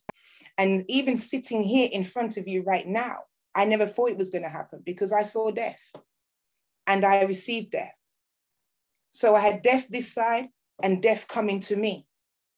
But I recognize that I'm here for a purpose, for such a time as this. And I know that my mom fulfilled her mission because I'm here. And your mothers and fathers fulfilled their mission because you're here. So it's time for us now to stand upon their shoulders and raise up a standard of infinite love that lasts a lifetime, like the impression all of you here, all these speakers have left on my life. Infinite love. When I was in the hospital, I'll tell you this quickly about Charles. This is what I mean about the love. It's energy. It's the highest frequency. While I was on my deathbed, Charles was messaging me on the WhatsApp. I couldn't hear the WhatsApp. I could hear it pinging off on my phone, but I was in such a state I couldn't even entertain anything. When I got to the ward and I listened to the messages that Charles was sending me.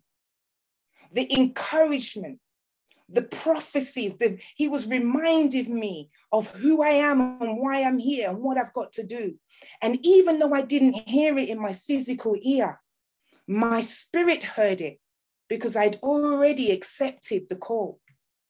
So what I'm saying, why I say this, brothers and sisters here, is because each one of us, if we send out that energy of love to each other in support, we don't have to physically hear it, we'll feel it in the spirit because we are all one. We are all here to bring love. We are all here to bring inspiration because we are all light. And once we continue to float in that light, we will drop more light bombs of love on this planet. And that's what we need right now. Unity is strength, yes, but together we will rise, and together infinitely. I ask that we all keep this community going, that we all keep this village growing, and that we continue to fulfill that which we've got to do, and reach out to each one for support and be that support.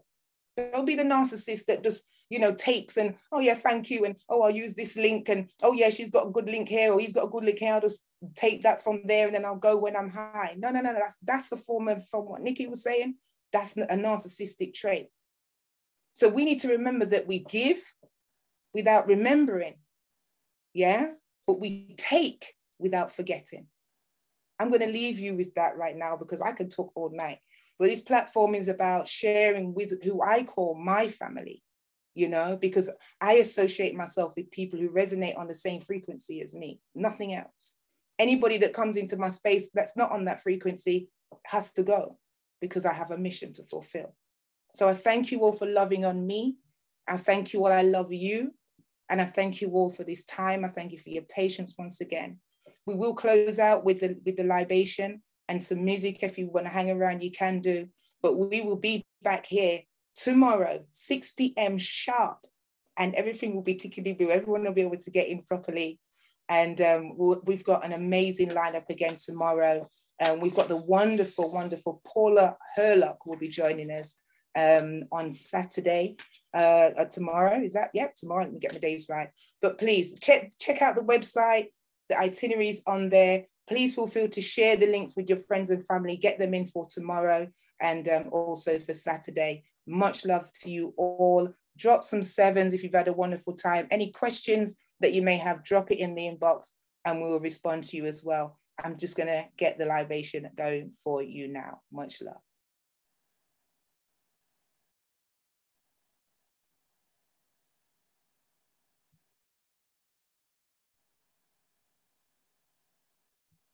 She says. And she does. Can everybody see the screen? Family, now what an amazing event.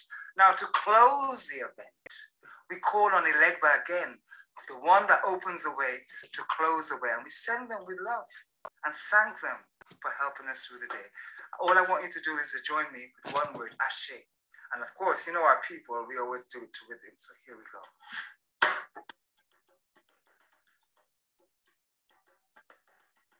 Ashe, Ashe, Ashe. That's your turn. Ashe, Ashe. Ashe, Ashe. You can join in, unmute your mic. Ashe, Ashe. Louder, come on. Yes, Ashe, Ashe, Ashe. Ashe, Ashe, Ashe. Ashe, Ashe. Ashe, Ashe, Ashe. Ashe, Ashe. Ashe, Ashe, Ashe. Ashe, Ashe. Ashe, Ashe, Ashe. Ashe, Ashe. Ashe, Ashe,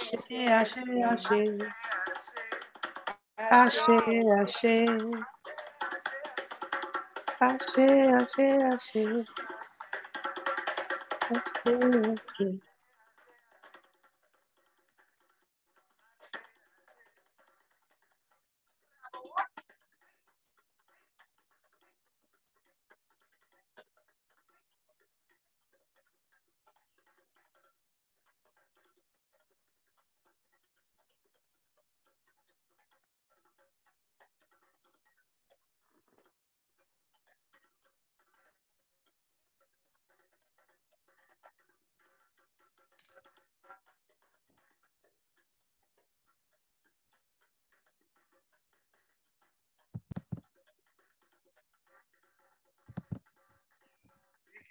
hands. Adupeo. Thank you.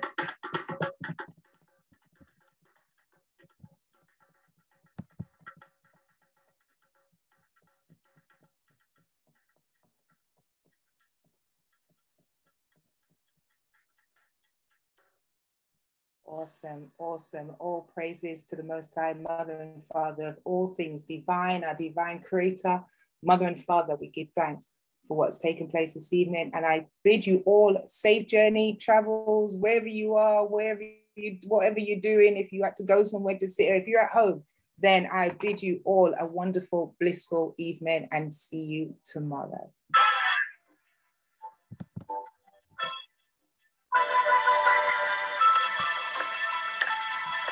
I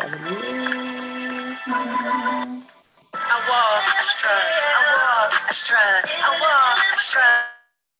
I walk, I strut, I walk, I strut, I walk, I strut. Healing in my heels, healing in my heels, healing in my heels. I walk, I strut, I walk, I strut, I walk, I strut. Healing in my heels. I learned to walk on my own. I never asked for anyone to teach me. I just watched, I listened, and I was supported to walk, lifting one heel at a time. My path of wealth, my path of love, my path of health, my path of joy. I strut, I walk, I strut, I walk, I strut, I walk. Healing in my heels, that's my rhythm. Healing in my heels. When I heal myself, I heal the generations that follow. I heal my understanding of being a woman. I heal my memories and purify them by creating healthier memories, exploring possibility through my imagination. I heal my inner feminine by forgiving my mother for the time she let her own pain manifest into mine. My feminine being knows the way forward. I'm going against the grain, making beautiful mistakes. I fought hard to find my voice. Fear won't silence me. Courage is the choice. I'll set myself free over and over and over again. I honor my power to choose to respect and love myself. I will no longer honor any vow, intention, word, commitment said by me or about me that is based in fear or doubt. I choose to take time and space for myself to decide what is true for me, period. I am gentle with my fears, flirting with my fears' core while being soft as I enroll them into my awareness. Sheesh, I'm really glowing, like for real, I got the glow. I strut, I walk, I strut, I walk, I strut, I walk, I strut, I walk.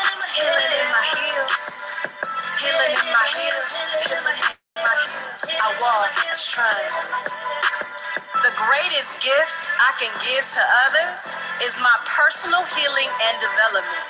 Giving myself the permission to be optimistic about life, about my life, no matter what the physical evidence is, no matter how the evidence of my experiences are trying to brand to my belief system, I train myself to let go of everything I fear to lose. I release my temptation to control another. I release the games I play. I learn how to forgive deeply and not to judge. I surrender to my healing. I give myself space to be creatively intuitive, which requires my solitude, knowing that this is the only time that I can heal both physically and spiritually alone. I know real change is messy, and I'm here for it. I release leftover, painful childhood memories. Shout out to the pain that gave me my understanding.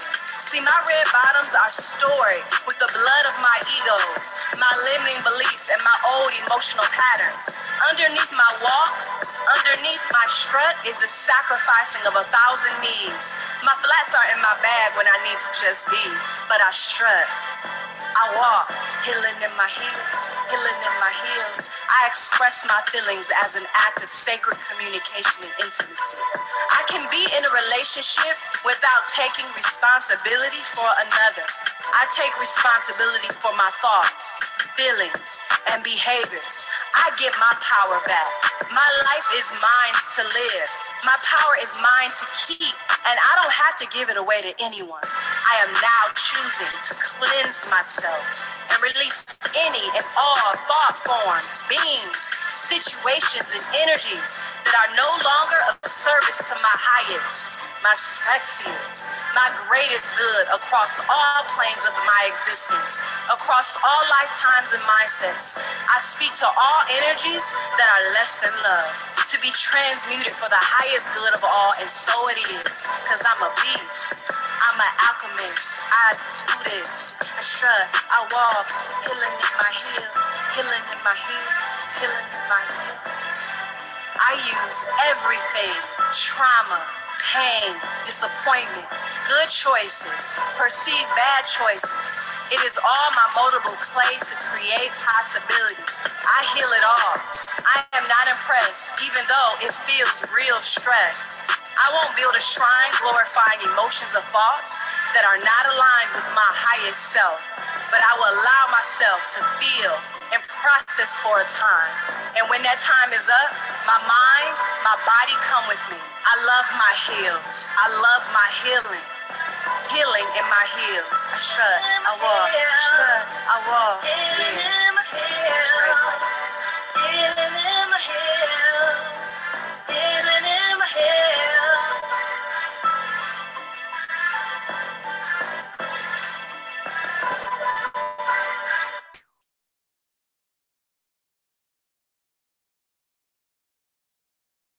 Thank you all once again for being here. Remember, make sure you got your notepads, your pen, and a mat for Sa, who will be kicking off tomorrow with us with some relaxation and Qigong.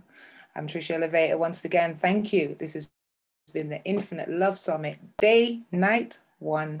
We'll see you tomorrow. Bye for now.